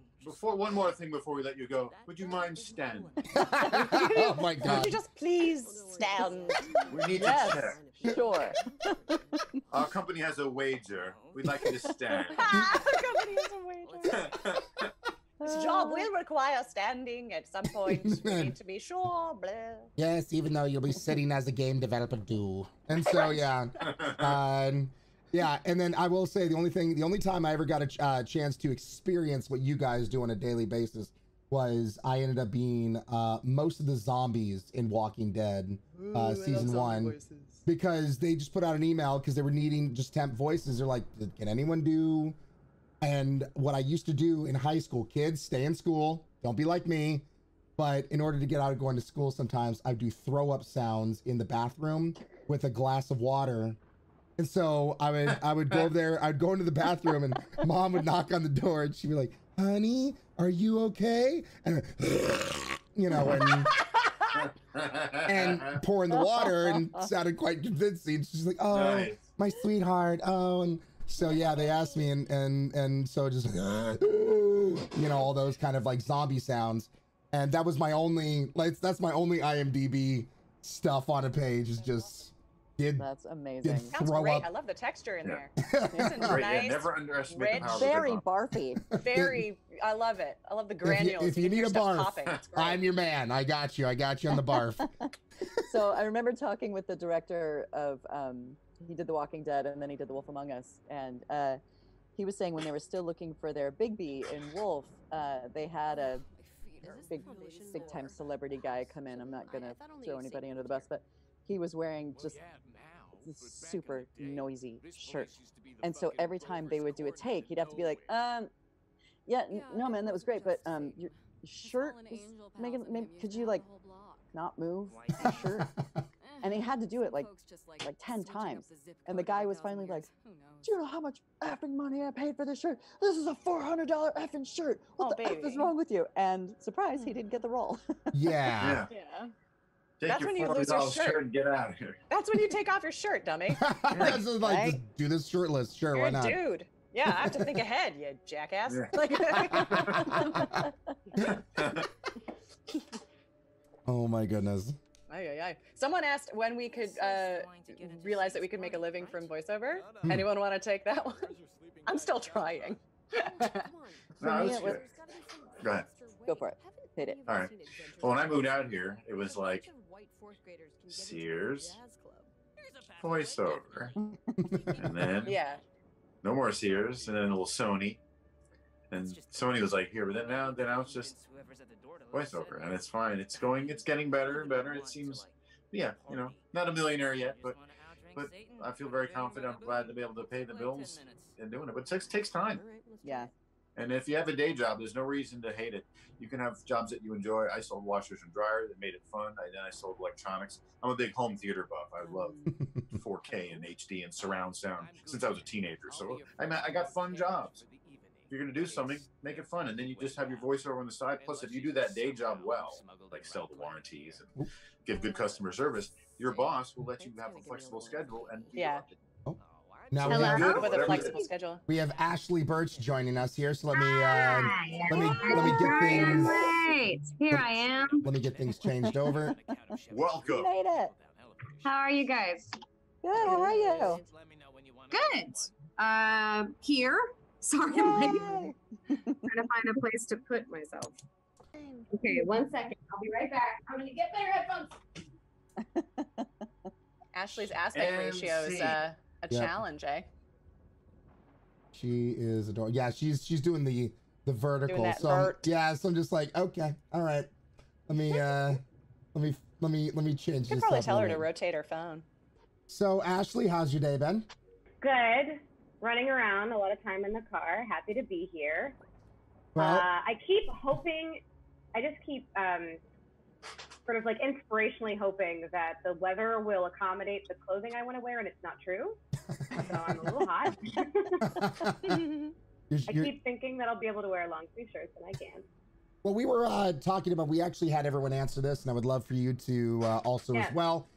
When it comes to your very first job as a voice actor to where you are now, you know, where did you start out? You know, how'd that grow? If you can expand upon that, that'd be amazing. Yeah, so my first voice acting job was actually as Tiny Tina in Borderlands 2, which if you know anything about my family, you know that my brother wrote that. Mm-hmm. So nepotism at its finest. And I... Truly, though, at its finest.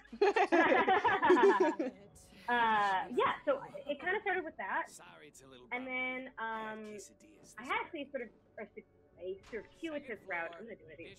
A circuitous route to get back to voice acting because I went to Valve for a spell to write, and then came back down. But I met someone at Nickelodeon there that was just visiting, and one of my writer colleagues who is a delightful man was like, "She voice acts. You should get her. You should put her in cartoons."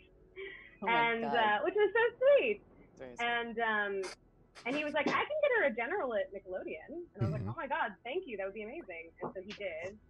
And then the then casting director there recommended me to some agents. I ended up signing with Cissy, and I actually have the same agent. I ended up signing with him, and here we are.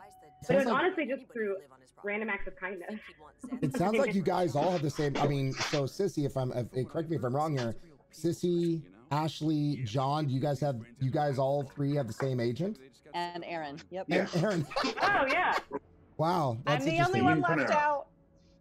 But like I said, like our agent was really open to working on the indie budget contract with this game, right? Okay. And so he was like, "Who's your wish list? Like, tell me who you want, and they'll be in your game." And so he really wanted to make it happen. So interesting. Yeah. I really respect Dean for paying attention to the space and knowing who these wonderful creators are in indies that you should treat with that kind of care and enthusiasm and accept the contract with. And I work really hard with my agents to kind of point out these players to them too and explain the contract as best I can. So that is an ongoing thing of like evangelizing and explaining that the contract exists both to agents and to devs, both, so they know they can have this kind of cast. You know, but Dean gets his hands in the mix, like he knows what's up. Speaking of Tiny Tina, if you have the stream up, you'll see it here in a little second. Yeah, this is one of the things that even one of my community members purchased was they're now putting Tiny Tina in a rubber duck form.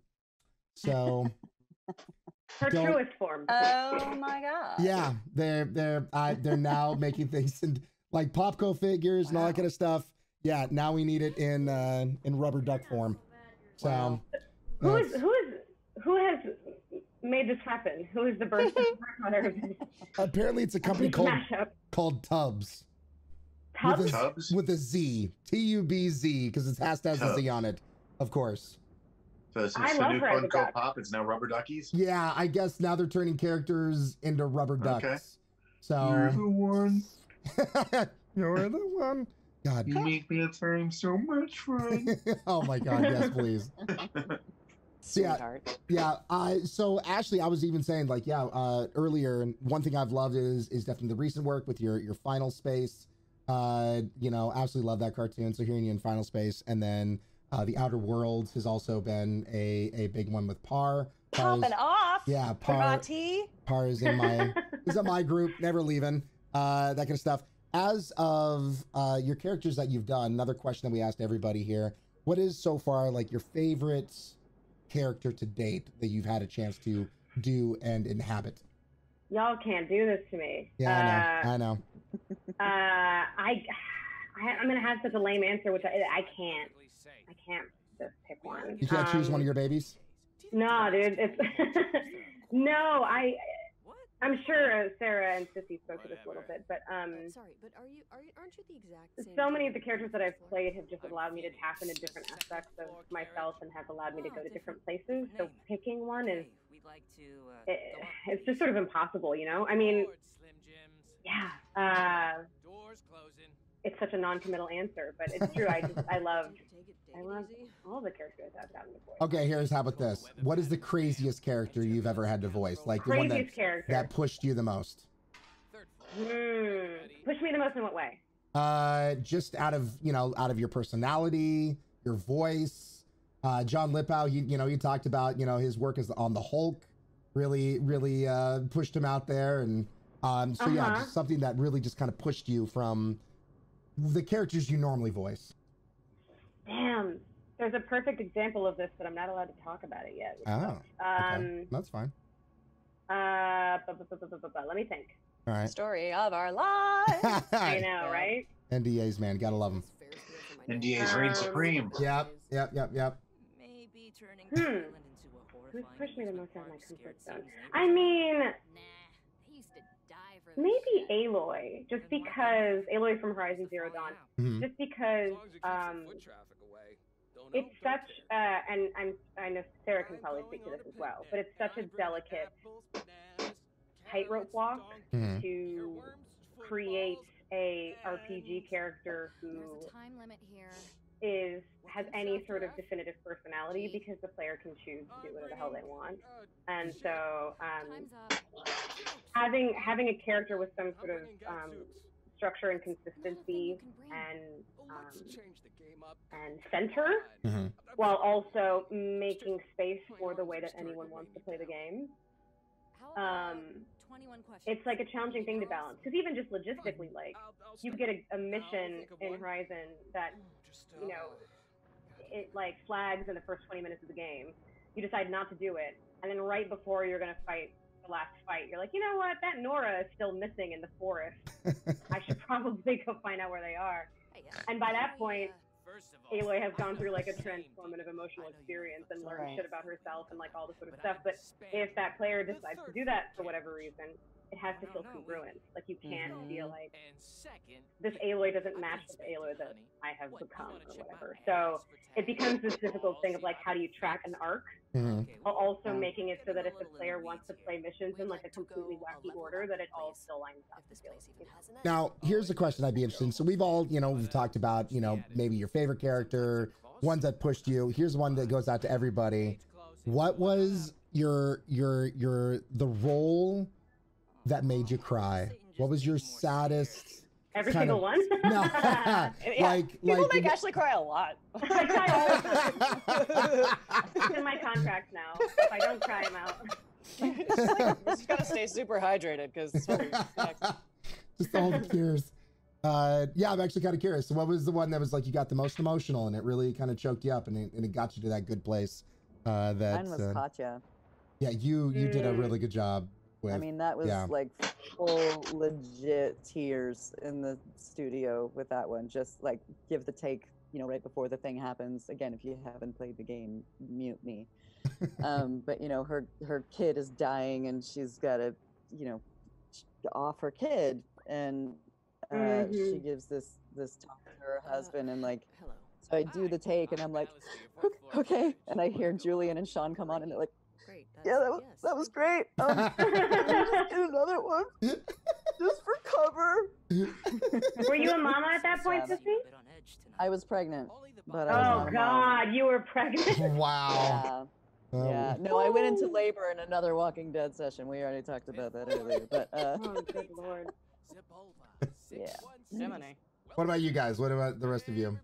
Well, I never had to do. I would love to do a part that makes me cry. I love doing dramatic stuff. But I guess Hulk the closest thing. There? Yeah. What's that? Hulk didn't get you there. My smash. No, sad it Hulk, was probably... baby. Oh my God! Now I want sad Hulk. I want emo sad Hulk, which is the hair down. I did do a character for a stop animation movie called Jingle All the Way for Hallmark. It was really cute. And it was about this little husky puppy named Jingle. Aww. And I played a dog catcher. And like, I was kind of made out to be a bad guy, but I really wasn't. And then like the little birdie got hit by a car and I saved the little birdie, and it was realized it was a misunderstanding and I wasn't bad. It was like a tender thing. So that was probably the more tender thing that I ended up doing. It was kind of touching, but no tears. Sarah, Ashley, what about you guys? I'm trying to think, because one got me all choked up, but it didn't serve the scene, which is really an interesting spot to be in. Oh yeah. Yeah, you know what I mean. So like, there's a. I was just talking about this with Ashley on a thing that there's a moment in Anthem where you come across a character who mistakes you for their lost child, and they don't realize that they're like having a moment of they're not absorbing the fact that their child is gone, so they kind of map them onto you. And I had lost my mom and I didn't get a chance to say goodbye. So I was just like in this mode of like really feeling this scene and just like, but the player can't break down in tears. Like that's not what they're there to do. So they're there kind of navigating these. You can decide whether to like encourage that impression and kind of try to be good to her as her long lost person, or to like really be firm and be like, you're mistaking me for someone else and I think you need to absorb this and move on. So that was a moment of like really blindsided. I was definitely crying in the booth, or just like in a physically altered state of kind of distress and kind of thinking, and it took a minute to kind of like drive that into compassion and empathy and connection to this character without letting my own trauma just kind of take away from that moment. So that was interesting. It doesn't quite answer your question, but it was definitely an experience. And I think I had something actually similar about loss in a game with Ashley. Gravity Ghost makes me think of Gravity Ghost. That's true. Yeah. I haven't even heard of that game. I haven't heard of that. What is that about? Gravity Ghost is about a young girl it's by Erin Robinson, who's now at Gorilla, right? Erin Robinson Swink. And a young girl dies and becomes kind of a ghost. So it's like a physics puzzler, but about like a little ghost gal.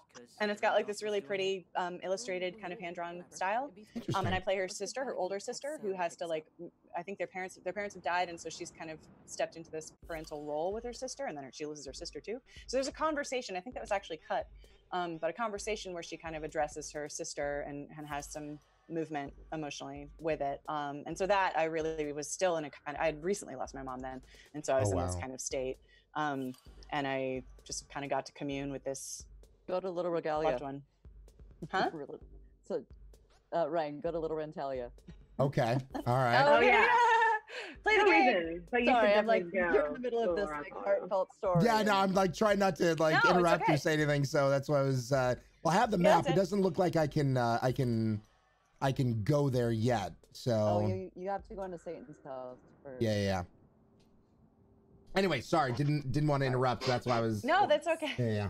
Anyway, there Sissy's are on top of it. sometimes there are moments in games that that allow for that space for that or ask for that from you, and it's always nice. I think there's nothing. It's not that there's nothing better, but there's something extremely special about taking something that you're experiencing and putting it in service of something else and giving permission to other people to feel the same way. That's like the most. That's what I love the most about my job. I think maybe. Yeah. And what about you, Ashley? And so, from the sounds of it, it seems you have had to cry on a lot of different games. Yeah, what is one that kind of sticks out then, I guess, for you? It is weird. I've had to cry in basically every game that I've been in. I mean, I've talked at length about, I think, my relationship with Chloe and Life is Strange. Chat was just asking about that. Yeah. So, I mean, I don't want to spoil anything if people haven't watched it, but there is a moment where, I mean, when you meet Chloe... I was going to say, I think by now, guys, like... Is it okay to talk about it? Yeah, if you haven't played the game yet, and you're here with voice actors talking about the games they've been on, I guess it has to be said, spoiler alert, but we're going to be talking about the games they've been on, so if you haven't played it, and something gets spoiled, you now know what you're in for. Go ahead, Ashley. Right. So, I mean, part of the mystery is what happened to Rachel Amber. And then you discover, I forget in which episode, but that Rachel is dead and she's buried in this junkyard that that Chloe has kind of called like a second home a little bit.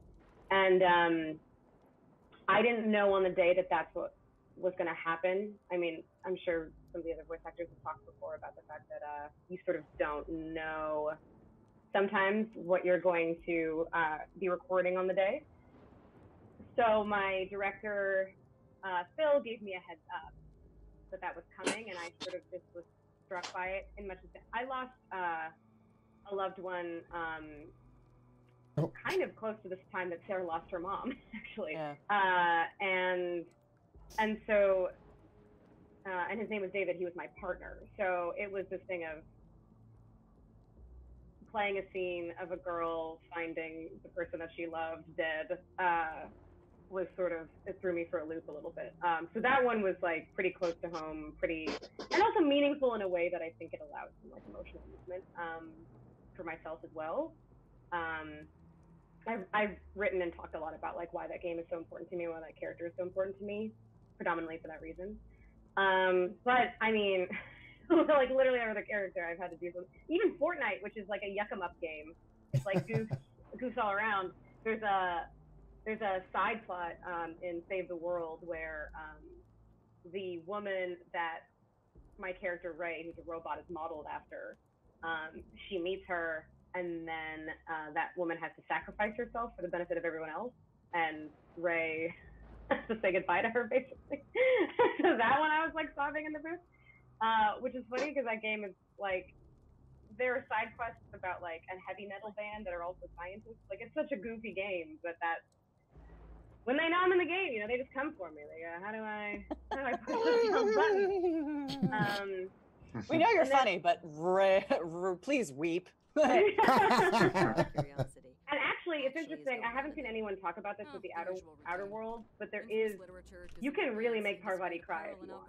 Like, really make her fucking lose her shit. Like, break her heart if you want to. And so you can hear me cry. I know, and I haven't heard of anyone doing it, but you can do it. And you can probably guess how if you play the game. And I sobbed in that session too. So. If you're a cold-blooded killer, then you can hear Parvati cry. Well, Sarah and I just worked on a game together that came out in August called Eliza from Zachtronics. That was a visual novel, but shit, there was some. Yeah, you gave it, honey. The full ride. Man, gave it. Yeah, it was a great game. You were great. Really good game. Mm-hmm. Well, guys, I have to depart. No worries. Totally understand, John. Thank you so much for letting me be part of this. Nice to meet you, brother. You're also my brother, right? You. And what's that? Are you also? Are we also related in this game as well? I don't know. I'm the devil's brother. Well, then I'm his sister. So there we go. Yeah, we are. There you go. Equations. Can I get? Oh yeah. Can I please get exclamation point who dis in chat right now? Please make sure to follow John on Twitter and social media. Give them a shout out. And John, thank you so much for joining. Thank you guys so I really much. do appreciate it. And Nice to meet you. Nice to meet you. Hope you have a good guys. day. Bye. Bye, Cissy. Bye, everybody. Bye. And I'll have to Take care. Thanks. see you, John. And He seems nice. Yeah, he's nice people. I can still hear you. Oh, hi. You're nice. I'm pretty cool. Glad I didn't have any other feedback.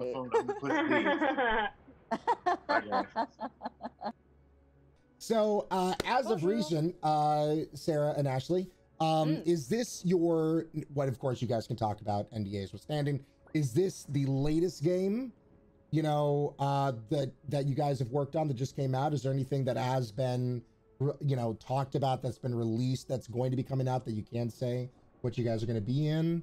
No, okay. I keep all my credits on stickies on my computer. I don't know why. That's so janky. If, like, that's if really that smart. fails, That's really smart. I don't think anything I can talk about. Nope. It's a good thing I'm not screen sharing. That'd be hilarious. Yeah, no, this is the last thing. Afterparty. That was what was so fun about Afterparty is they were like, you can tell people you're in it, and we can help hype it. It's like, what a mind blower. Yeah. It's amazing. It was such a pleasure to be able to like help evangelize the game and be like, y'all should play this. I'm excited. Look who's in it. It's a good time. Like, yeah. But that's so rare. Yeah. Super, super rare. So rare. I was in Gears Gears came out and they wouldn't let me talk about it for a week. Wait, what? Like, usually that's the latest that you would have to kind of keep it under wraps and whatever. And like, Really? I was on the IMDb even already because it was the day of, and then they were like, don't tweet about it. And I was like, for real? Like, I'm not even going to say there's something spoilery in what happens to her, but like, I won't say any more than when you first meet her in the game. Just, it's me. And like, they didn't want it to, they were too worried. They were worried about like the spoiler bit, which I understand, but that was the latest I've had to keep something under wraps is like postpartum. That's very interesting. I've never heard of like, yeah, it's come out and you have to be quiet about it. I've never heard that before. They care about the player's experience, being fresh. Yeah. So Ashley, with the most recent with the Outer Worlds that's come out, you know, with the success of Par, what has been some of the fun things that you've seen pop up on social media that have popped up around that character? Anything that's kind of stuck out with you, like a meme or artwork that has come across, you know? And then Sarah, I'm going to ask the same question to you, you know, with the roles that you've played. Anything that you've noticed on social media with artwork, anything that, you know, the fans just do and you're like, oh my God, that's freaking awesome. I just pointed Ashley to, I feel very proud and happy to have pointed her to a magical thread full of magic about Parvati. Yeah, that was so nice. Yeah. Yeah, Patrick, what's his last name? Is that right? No, wait, sorry, huh? Patrick Klepek? Yes. Klepek, yes. Was asking about people's experiences with Parvati, and why they liked her, if they liked her. I do find that if you get into the meme of oh my god, what's her name from Brooklyn Nine-Nine? Where she's holding the thing. Huh? Oh yes. They did that for you too? They did that for Parvati, yeah. Like I've only known Parvati for an hour, and if something happens to her, I will kill myself, rather than amend myself. When you make it in that meme, I'm like, all right, you did something good. Yes. Yeah. So Parvati got one of those. The response to her has been so amazing, because I very much love about her that she is a hopeful person in sort of a hopeless world, and that she doesn't sort of let the grime and the disheartening elements of her context affect who she is fundamentally. And I think that plus the representation that she sort of fills, which I guess a lot of people have sort of been waiting for, which I didn't even think about, because she's an asexual character, is kind of really amazing. I mean, I knew, especially when we got to that quest line, I was like, well, this is a special character in a special game, but I had no idea that people would respond to her the way that they have. So I feel really grateful and happy about that. Yeah, it's a great game. It's so well written. I'm excited. I don't know when I'm going to carve out all that time, but I'm going to do it. I don't think it's as meaty as other RPGs, is what I've heard. Like, you can do it in a sane amount of time. There's definitely a lot of really good games that just all came out at once. They're just like, there's a lull, and then something just like, okay, yeah, here you go. And so just carving out all that time so you can showcase them. When trust me, on my end, I'm just like, okay, let me look at my calendar, and I'm having to like set things out, you know, when they first come out, and trying to showcase. I'm having a hard time getting through this one, and it's pretty short, but like, there's just not enough hours in a day. I hear people that are spending like 100 hours on a game, and I'm like, When I first moved to LA, I think because I was just getting on my feet and like looking to fill my time, which is different than now. I've pretty much put 400 hours into Dragon Age Inquisition. Haven't had time like that since. Dragon Age Inquisition was my jam. I spent a lot of hours in that one. That was a good one. That game took care of me. Yeah. I do miss those days. I remember in college I just played every Mass Effect because I just had time. When I was in college, when I was a freshman in college, the #1 reason people were dropping out or flunking out of college was Final Fantasy VII. Really? Like, not video games, not PlayStation, not Sony, but Final Fantasy VII. Wow. Wow. I love that. I had a question here in chat from Flashpool for Ashley. How much did you have to adjust your Tiny Tina voice for older version in Borderlands 3? Not that much. She's just sort of, the attitude is the same, and the pitch is different. That's about it. So she's closer to my natural voice now, but still has the attitude of an insane, arsonist and explosives expert. So she's not that different, I think. So we went ahead map-wise. Cissy, I took your advice. We just took a taxi up there. So far, I think we've gotten a chance to see all of your guys' characters thus far. Have we? Have we seen Polly yet? Haven't seen Polly yet. Haven't seen Polly yet. Okay. I don't think we've seen Polly or Cissy's character. We've seen. No. Okay. Anticipation. Probably only met me. We've seen Sam. You haven't even met Beelzebub, man. Come on. Yeah, I was hoping to have Jon on here. Get to the guest. Trying. You're doing a great job interviewing and playing at the same time, which I would be extremely bad at. This is like, normally in an ideal situation, right? You'd have somebody playing the game. You'd also have a host, asking questions and this and that. But you can do it all. You know what? Double duty, Ryan. Screw it. Doing it all. All right. Someone's asked a couple of times if we've ever done anime. I have done so in Naruto or Naruto. I am the oh god, what's her name? Kaguya Otsutsuki. I'm the mother of Chakra in the very end of Naruto. Oh really? Yeah. How did I not hear your voice in that? I don't know, man. You did a good job. You did a good job. I know. I guess I need to. That was really fun. And then I worked on another one called Cabaneri that was really cool. I don't do a ton of anime, but it's fun. I've never.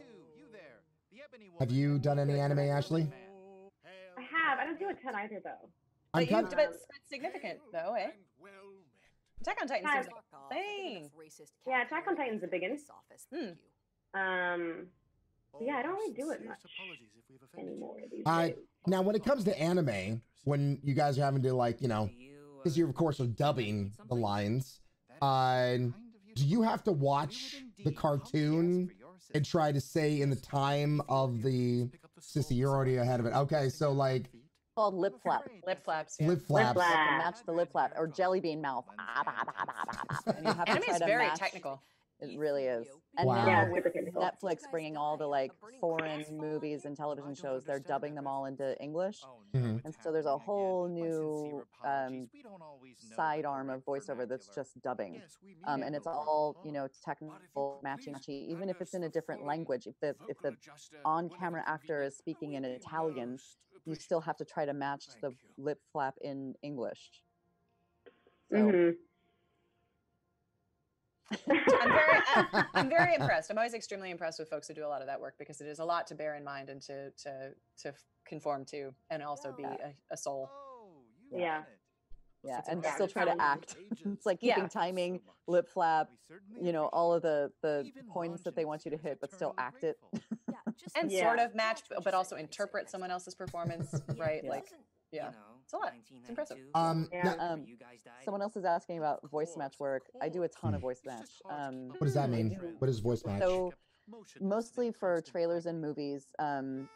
If like I do all of Charlize Theron, so they do a movie, they do like The Huntsman or whatever, but then to build the trailer, they have to tell a small story within a 60-second time frame, but they're not going to bring Charlize Theron in to record one line that's not in the movie, so they hire a sound-alike. So I do Charlize Theron, Penelope Cruz, Emma Thompson, Rebel Wilson. I do it. That's a lot of folks. Yeah, I didn't realize you did so much matching. Yeah, it's great. I had no idea. There was just a movie that came out called Scary Stories to Tell in the Dark or something like that. Yeah. And the trailer had you know, this town used to tell stories about me, the whole whoever it was. But I did all of that. Oh. That's awesome. Wait, the trailer? I'm gonna go back and listen. Yeah, we should go find it. I know. Put that in chat. There you go. Yeah, it's fun. That's awesome. That's I wish I amazing. could talk about mine because it was really fun, and they told me not to. They did. Oh, gotta love that. They did. Now, but it was superhero related. There was a question that got asked earlier that I would be interested also to hear Ashley's take on this. It was a question on the channel of if you could choose any kind of iconic character to play as, like anybody, who would it be and why? Like if you had a chance to be like, ooh, I'm gonna voice that character. Voice someone else's character. Yeah, like, you know, I mean, or a so character many people that hasn't been done yet. Yeah, so many people have done Joker, you know, and so many people have Right. done, you know, all this kind of stuff. So is there any particular character out there that you're like, ooh, I would love to get my hands on that character and make it my own for this particular, you know, TV show or game or whatever? Nathan Drake. I mean, not actual Nathan Drake, because I love that performance to bits, which is why, but something like that combines capability and humor and like some flaws, some serious flaws, and just some real meaty stuff. But all those things, it's rare that women get to do all of those things at once. Yeah. So something like that would be fun. Yep. Yeah, I said Jane Bond. Sick. Yeah. Fuck yeah. Yeah, girl. Keep that Phoebe Waller-Bridge on that thing, and you'll be in there in no time. Oh yeah. I love her. That's a good question, man. I think in a game, maybe Morden in Mass Effect, because I love him very much. Ah, you'd be so good. I love Morden. Oh, you'd be so good. And they could just do it. Like they probably just have like a Solarian voice processing thing. Like doesn't even matter. That'd be awesome. Yeah, Shifty McShift says a Sarah version of Kratos would be well worth seeing. Oh, you die. I would sink 80 hours into that. That'd be amazing. Yeah. Oh my god, I would put that in the I would be the worst mom. It's all right. They're almost self-sufficient. It's fine. Oh, that'd be so fun. Yeah, but like an anti-hero character like that would be so fun. Huh? Right? An anti-hero character like that? We don't Yeah. Yep. Yeah. Yeah. That would be nice. That'd be very cool. Now, Ashley, in this game, was there any character that you were able to like throw some ad libs? I mean, Cissy talked about how Adam Hines did a really good job at making sure, like, you know, even the no, that was Erin that had the es and ums and in there and whatnot. But was there ever anything that you were able to like ad lib and get in the game that you thought was pretty fun? Oh, I think I did do some ad libbing, but I can't think of anything that stands out. That definitely made it in. I can't remember anything that I definitely did. I mean, the writing is already super funny. And like Erin said, it's like specific in its casualness, if that makes sense, in a way that like it sort of flows pretty naturally anyway. Mostly I just thought that it was fun to play with cadences, because you don't really often get to do like comedic turns in games in the way that you would maybe in like TV or films, where you're like here and you're like and then you go to like bounce between like 5 different thoughts or emotions or whatever, and Sam does that a couple of times, where she kind of has a conversation with herself. Yeah. Did I say that? I didn't say that. Like that kind of thing. Yeah. Which you don't often get to do. So it was mostly more like cadence and performance stuff, specifically because the writing was already really good. Did do much to it. Yeah, this game is very tightly written. So all that like the hesitations, like the voice is so strong, and all of that, everything that you're seeing in that we're doing, and you can see in the subtitles, that's written. It's like I mean, we got to futz with stuff, and there was a lot of life that they wanted us to bring to it, what they call life, like a voiceover jargony term, but like breaths and hesitations and thought changes and whatever. But as far as like the words that came out of our mouths, it was largely very precise. Yeah. I've noticed that with all of the Telltale / ex-Telltale people who go on to make games, their characters are spot frickin' on, man. You know, that is something that I've always appreciated about our writers and designers, that they were able to write some pretty solid and very specific scripts that, I mean, even like Melissa Hutchinson's character, Clementine, it wasn't written as a stupid kid. You know what I mean? That was one thing I appreciated. It wasn't a dumb kid. It was naive maybe once in a while. Duck, on the other hand. Oh my God. I wanted to kill Duck. I wanted to kill Duck so much. No, Duck. I know. Oh my God. But then they did that little writing where you got to give him like a high five. And I was like, oh my, no, I'm not falling for it. Really? I high-fived him immediately. Yeah, me too. Like, yeah, buddy, you got this one. I got another one in the pipe if you need it. I talked for a second about how fucking good Melissa is in that game. Also. Yeah. Oh yeah. Clementine broke my goddamn heart. Yeah. So great. And Dave's so good in it. Dave's in this game. Everyone's there you go. There's a connection. So good. But yeah, their chemistry and their relationship was like so good. Yeah, I remember. I just went to give a talk at a narrative and video games class at LMU, and they were like, "Can you give us some examples of great narrative in video games?" And I was like, "Yes." As a matter of fact, happy to. Yeah. What is so?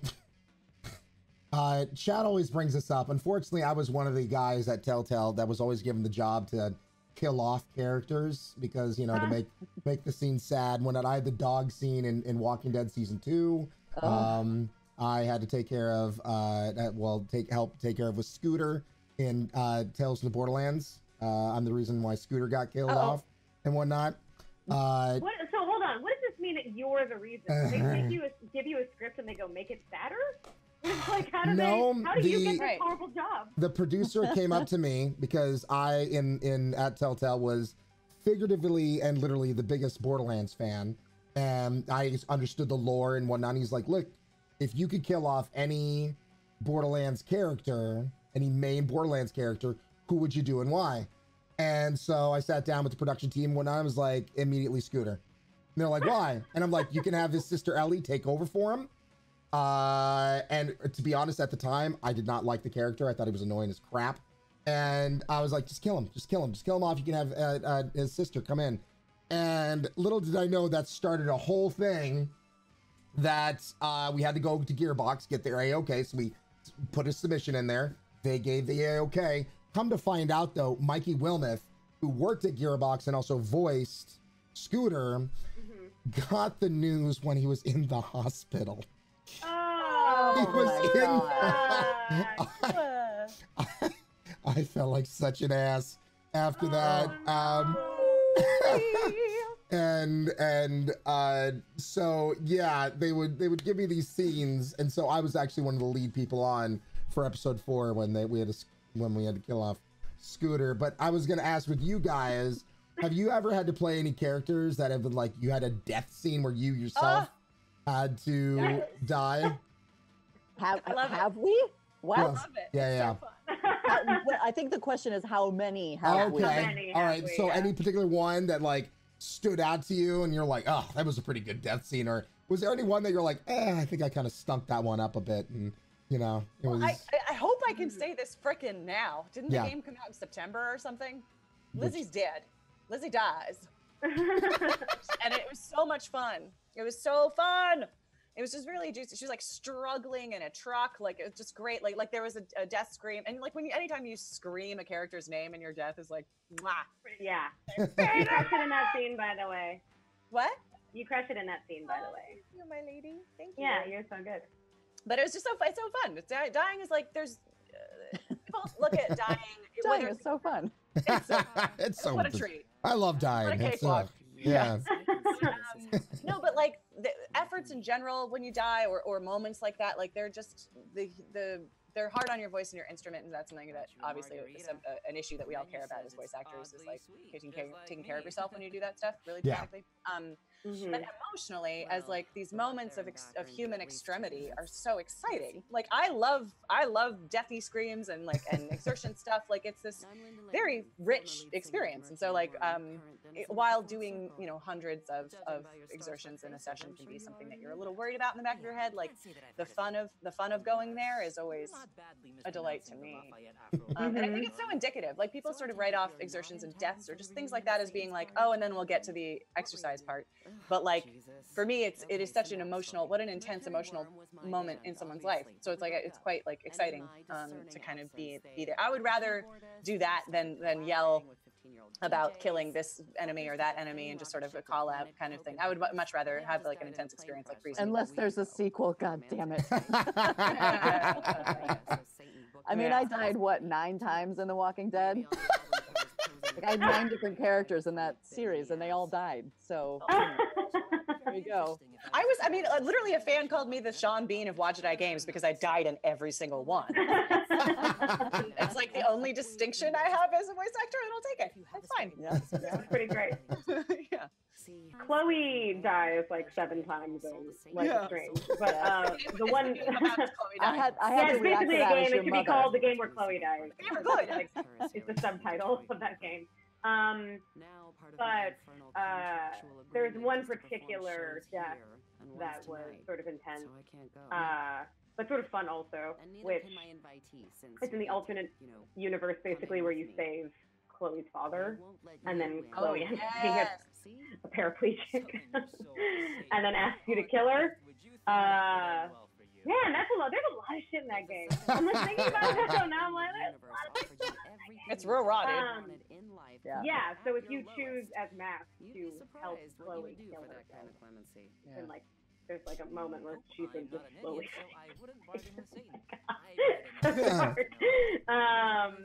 Yeah. I can react to that as your mother. Oh yeah.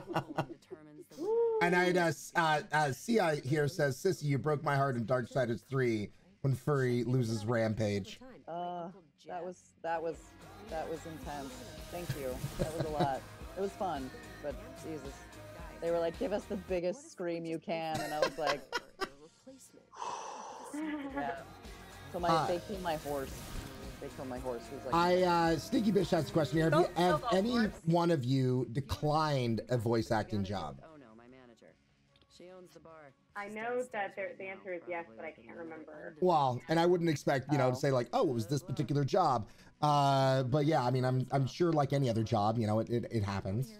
I turned down like non-union stuff. That's what occurs to me. It's just yeah. Like if you see they're not part of a union, you're like, nope, not going there. Well, Well, no, it's not that they're part of a union, but like our union says we work on union stuff only. It's the first year. Okay. So it's nothing personal. It's just standing strong together, like you know. Gotcha. It's only by doing it all together that we get the nice things that the union does. So that's how it kind of works. Gotcha. But it's very rare that someone's just like, it's not like I'm too good for stuff. Like I just did a commercial where I say like where someone says like it's butt paste, it's a baby butt paste. Here's a Sarah. All right. This is where my pride lives. Okay. Right. Is like. It's for Boudreaux's butt paste, and there's two babies talking babies on camera, and the voiceover announcer is like, "Hey, Boudreaux's butt paste," and I'm like, as a baby, like look who's talking now style, I'm just like, say butt again, and like laugh, and that's it. That's my job. That's the bar, you guys. That's the bar. Oh, yes. That is amazing. That's so funny. That is amazing. That's real high. Voice acting. I'm an artist, you guys. I'm like. You know, I noticed when I look at your guys' IMDb's and whatnot that I noticed there's also certain games where you just like voices. You know, like it's just like you didn't imagine a voice. Yeah. Was there any one that like you ever did in a game that like it just kind of stood out, like because I mean, for an example, I know John DiMaggio, he'll do this Randy voice where it's like this over, you know, effeminate voice that he'll do in Futurama, and it's just a background character. He's not a main. You'll hear it a few times. You'll laugh at it because it just stands out, and you move on. Wilhelm scream. Yeah, stuff like that. Is there anything like that you guys have had in your career? Like you've done a background character, you're like, okay, that was pretty funny. I love them all. I love those guys. They're so fun. Yeah. They're so fun. There's like a Final Fantasy character. It kind of became a stream joke. We do a charity stream every year around the big game, which you're not allowed to name, I guess, to do a stream of that. But whatever. But it's always wait, what? Yeah, you can't call any like it's copyrighted, so you can't refer to it. It's so stupid. What? But That sounds so whatever. So we would do a stream. We're like, we don't do football, but we'll play a square RPG straight through. We used to call it Square Bowl. Now it's Chocobowl. But we played like Final Fantasy 7, and I think we did 15 when it came out. And so I'm in. I don't remember if it was 15, but I'm in it for 2 seconds, and it became a joke with stream because we had Ray Chase, who is Noctis, like patch in, and they were like, "Hey, Sarah's this co-star. Sarah's the star." I'm like, "Guys, stop it!" Like Noctis runs on, in a port town by the beach, and like literally, it's just like, "What's all this about the port closing?" And like that's my character. Cat makes a fun tradition of it every year to just like ask me to do the line, and I'm like, "Thanks, guys." Yeah, I mean, I think GTA 5 was my first AAA, and I was literally a prostitute that you could light on fire, throw out a window, and take you out. So, yeah. Wow. Pretty fun. Wow. Yeah. Why isn't that top of IMDb? I feel like it should be iconic. Well, listen, it is local population. So many think pieces written about you. The whole society was spooked into a video game society because of you. We must hire her. Yes. She's an amazing prostitute. Can kill hookers in GTA. Oh my god. Get her in here now. I play a gun in Borderlands 2. Oh my god. Along with oh my god, I'm forgetting his name. He was also the sound engineer in DL2, but there's a gun. I'm also forgetting the name of the gun, but it's the most annoying gun in the world. And if you shoot it, you hear I think his name. Oh, I'm forgetting his name. But he's screaming whenever you shoot the gun, and I'm going. And that's the sound of the gun makes. That's awesome. When you shoot. The Bane, Kieta, thank you. Kieta, thank you. Yeah. God, games are good. It's amazing. It's I think that's the kind of stuff, like you get that normal, you see all that kind of information on IMDb and that kind of thing, but I think this is kind of fun stuff to learn about because this is kind of stuff that normally you don't get a chance to say like, yep, I did that annoying gun or sometimes they're the weirder, funner things. Like, my additional voices character in Afterparty is very close to my heart. She's a real sweet pea. You might have already met her. I don't know, Eliza. She's like part of a puzzle with Fella. Okay. Fela. I don't think we've met him just yet. If you come to meet Linda, you don't meet Fella. Sorry. Oh, okay. All right. Well, to be discovered. But she's she has an accent and she's drunk and she's singing. Like, it was just like special skills the day in the booth. And it was like so delightful, great, so fun. Very frequently, I've done a lot more additional voices this year. I think I had to do a couple of game leads in order to get those jobs because they hire real vets to do additional voices. Like, you are expected to come in and do different, natural and differentiated on the fly, and to roll with like whatever context is coming at you, and the context changes constantly. It's a lot to do, and it's very technical. And so I feel like this is why it's so hard to cut into games, because like those jobs are tough, and they hire legends to do them because they know they can deliver in that way. So like I had to book like For Honor and Anthem before people would hire me to be like Pedestrian 5. And I'm like, yes, I made it. So when you can do those background characters, that's when you know.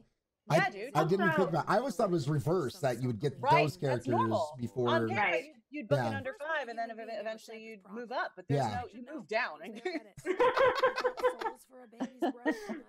That's hilarious. I just wanted to say that we met Linda, and Linda is Cissy, and Cissy is so good in this game. Everybody's so good in this game. Yeah, I mean the voice acting talent this game got just blew me away, especially when I saw the picture and everyone just lined up. And I mean, like I said, outside of, you know, Ashley and Sarah and then Jon, I've had a chance in my career to get to know everybody. Erica, you know, we're close friends because of charity work that we'll do for Extra Life, and had a chance to even be on the show with Geek and Sundry with her a few times. And so, yeah, it's just interesting. I looked at that picture and was like, holy crap, and then Cissy, once again, Cissy bringing everyone together. I reached out to Cissy. I was like, can I get you on the show with Erin? And then Sissy's like, hey, let me talk to Ashley. Let me talk to Sarah. Let me talk to Jon. And I'm like, holy crap, this is going to be amazing. So, you know, thank you guys for coming on the show. And Cissy, thank you so much for just, you know, introducing and bringing them on. Thanks for being open to it and not being like, God damn it, I said 2 of you, not 10 of you. We're a lot to wrangle. Voice actors can be a lot to wrangle. Which is why it takes a longer time to go through animation sessions, but they're so much fun. It is perfectly fine. The more the merrier. And you know, this is something that I love. This is my part of my job that I love. I get to do when I get a chance to highlight the work that you guys have done. That makes my job all the better. Because thank you for some of my favorite games. All that Telltale stuff, dude. Did you? So speaking of, I thought this occurred to me. Yeah. Did you work on what was it? 400 Days? Is that the guy? Yep. I had the prison bus scene. You had the prison bus. Yeah. That was the one I wasn't in. Yeah. Because the scene where where someone surprises you in a cornfield and you hit him in the face with a rebar. That's when I was in labor. Were you the lady? I was the one that got beat with the metal pipe. Sissy, you made me faint on a train. I was playing on my iPad and I was so immersed in the scene, and it was so intense having this like branching dialogue conversation where you pause and make choices, staring at someone's face that is literally mutilated by a fucking rebar. And I was like, I literally passed out and almost missed my stop. And I was literally in active labor during that session. Like that's 3 hilarious. hours after that session wrapped, I had a child. Yeah, did any of you go into labor? I can imagine you're putting out these screams and like, dude, that's really good. Yeah, hey, can you give us pain? I'm like, yes. Record all of this. We're gonna use it. Yeah. Oh, no, actually, if Jon hadn't been there, I would have missed my stop, and he needed to lift me up and get me off the train. Oh my God. Good job, y'all. Good job, everybody. Good Lord. Yeah, my scene had Dave Fenoy, Adam Harrington, and I'm forgetting the other gentleman. But yeah, I had all the dudes on the prison bus being jerkwads. Yeah. No, I pretty much worked on everything at Telltale, stretching all the way back to Jurassic Park. I was in control of that, and then a year before everything happened at Telltale, because I was doing all this on Twitch on the side to help raise money for children's hospitals and that kind of stuff. Head of marketing came up to me. He's like, you want to do a really radical job change? And I was like, okay. And he's like, you want to become our community manager and our show host for everything? And I was like, you know what? Yeah, I'd like that change. And so I switched over there. And so I was taking care of all their YouTube and Twitch and Mixer and community manager stuff and all that kind of thing. And then a year later, unfortunately, everything happened the way it happened. I worry about you. I mean, this is like I hope this is okay. But I know employees who have real PTSD symptoms, like PTSD. Yep. And my heart, and all, I mean, the whole industry's heart went out to all of you. And I'm so sorry.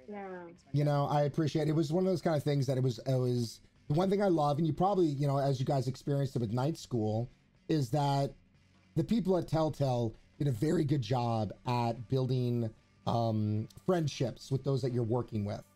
And in the game industry, game devs especially, they get that PTSD where new people come on in and they don't become friends with those new people because they're like, you're just here for like a season, you're here for like 6 months and you're going to be out, so there's no point in me becoming friends with you. I experienced that over at Treyarch and Activision in certain ways. And so when I got to Telltale and everyone is like supporting each other and being friends, it was different and it was nice. And yeah, so after everything happened to Telltale, that's why I was in a very unique and very different position, turning towards my wife and go, you mind if I try to make this a full-time job? Because then at the very least I'm my own boss. You know, you live and die by on your hands, which I'm sure you guys can understand and appreciate with your jobs, is it's kind of nice in certain aspects. It brings its own stresses, but being your own boss and being able to pick and choose. So it's, and so this is why I'm thankful I was at Telltale, but I'm also thankful to, you know, be here on Twitch and be able to do this kind of thing. Yeah. It's nice to meet you. Yeah, same here. Yeah. Yeah. It really is. It's really interesting because, like, once again, like, I've known friends, like, around us, like Cissy and whatnot, and I've always wanted an excuse to have, you know, you guys on the show, and once again, apparently all I had to do was just call up Cissy, who just... She's a mover and a shaker, man. She makes it happen. Right? I just love it when my people become people, that's all. And you guys kind of go off and say, like, where people can find you, where they should follow you, outside of Twitter that we've been blowing up and that kind of stuff. Anything else that you'd like to say? Hey, Linda. Hey, what's up? Let's see. Well, I'm gonna. I wrote for and am a actor on an Apple show that's coming out about the games industry. Oh wow! That's awesome. That's called Mythic Quest. Okay. And it's on Apple TV Plus. And we're really proud of it. And it's a great group of people. It's run by Rob McElhenney, who did It's Always Sunny in Philadelphia. And it features some familiar faces from that show. So yeah, it's really great, and it's about a company, a game development company. I really want people in the games industry to watch it and tell me what they think. I'm excited. I'm so excited. Yeah, I want to. I definitely want to see it. I will. And so proud. Are you going to be making sure to shout that on your social as well, on Twitter and that kind of thing when it comes out? Yes, absolutely. I probably won't shut up about it. So. All right, good. Contractually. Well. But the lady just moves in all the media. Ashley's it's so impressive. It's so cool. Thanks, dude. Yeah. And what about you, Sarah? Let's see. I mean, Twitter is a good spot to find news and stuff. Well, and what? I think you maybe should. No. Sissy's fine. No. There was just internet connection and whatnot is being a butt. You're fine. Go ahead, Sarah. Oh, what did Sissy say though? I just said Ashley is, by the way, an Emmy-winning writer. So this show should be fucking rad. Put it out there. Yes, ma'am. Yes, ma'am. One day we'll all convince Ashley to write us a game. Yeah, no, I mean, Twitter's the best place to. I also have an Instagram. It's usually travel pictures. Okay. So that just FYI, heads up. Yeah, but yeah, I'll be announcing more games as they reveal themselves. I don't think there's anywhere else to kind of stay up to speed, but Twitter's good. SELMALEH is the jam. There we go. And then Cissy, what about yourself? I'm on the Twitters, as you said, it's Cissy Speaks. It's the same handle on Instagram, and yeah, I have a Facebook page, but I don't really do anything with it, so that's that. And my Facebook is mostly tango photos. That's like Yeah, I don't really use Facebook anymore. We're not over 50. Yeah. Question: if you've worked, have any of you guys worked on any horror games? Now we know Cissy, yeah, definitely has been in there. Ashley, Sarah, have you guys been in part of horror games? I don't think I can. It depends on how you classify it. If so, then yes, but I can't say. So Gotcha. Yeah. Yes, actually, there's a game called the Blackout Club. Ah, yeah. And I play a character named Isabella. Who's Did you have to cry? I think I did cry. Oh, let Ashley take a break. Start the. I think there's a session where I cried. That's hilarious because actually recently we actually played that on here. One of my favorite things is that the game developers can come on and screw with the game when you're playing the game. I didn't realize you had a voice in there, but yeah, that was a very interesting game because I love when game developers can, like, we're live and they're like typing me, and one of them actually got on voice and could actually guide me through this weird tunnel and was actually talking to me. It was really strange. It was very weird. It was very enjoyable, but my God. Yeah, very weird game. Very weird experiment. Interesting. Okay. I'd love to do more. Obviously, I've already talked about how much I love dying and being afraid and stuff. Like, I can't play them or watch horror movies, but they're so emotionally rich and psychologically cool. Yeah. You know? They always give me nightmares. Like doing The Walking Dead, I had the worst nightmares. Really? Yes. Yeah, it was. It was a lot. Was it like the story stuff or the visuals, or what gave you those kind of nightmares? Well, I didn't have the visuals. It was all the story and everything that was happening and how awful the people were being, and my kid was dying and. Bleh. Yeah. We're so absorbent. We're little sponges. I know we are.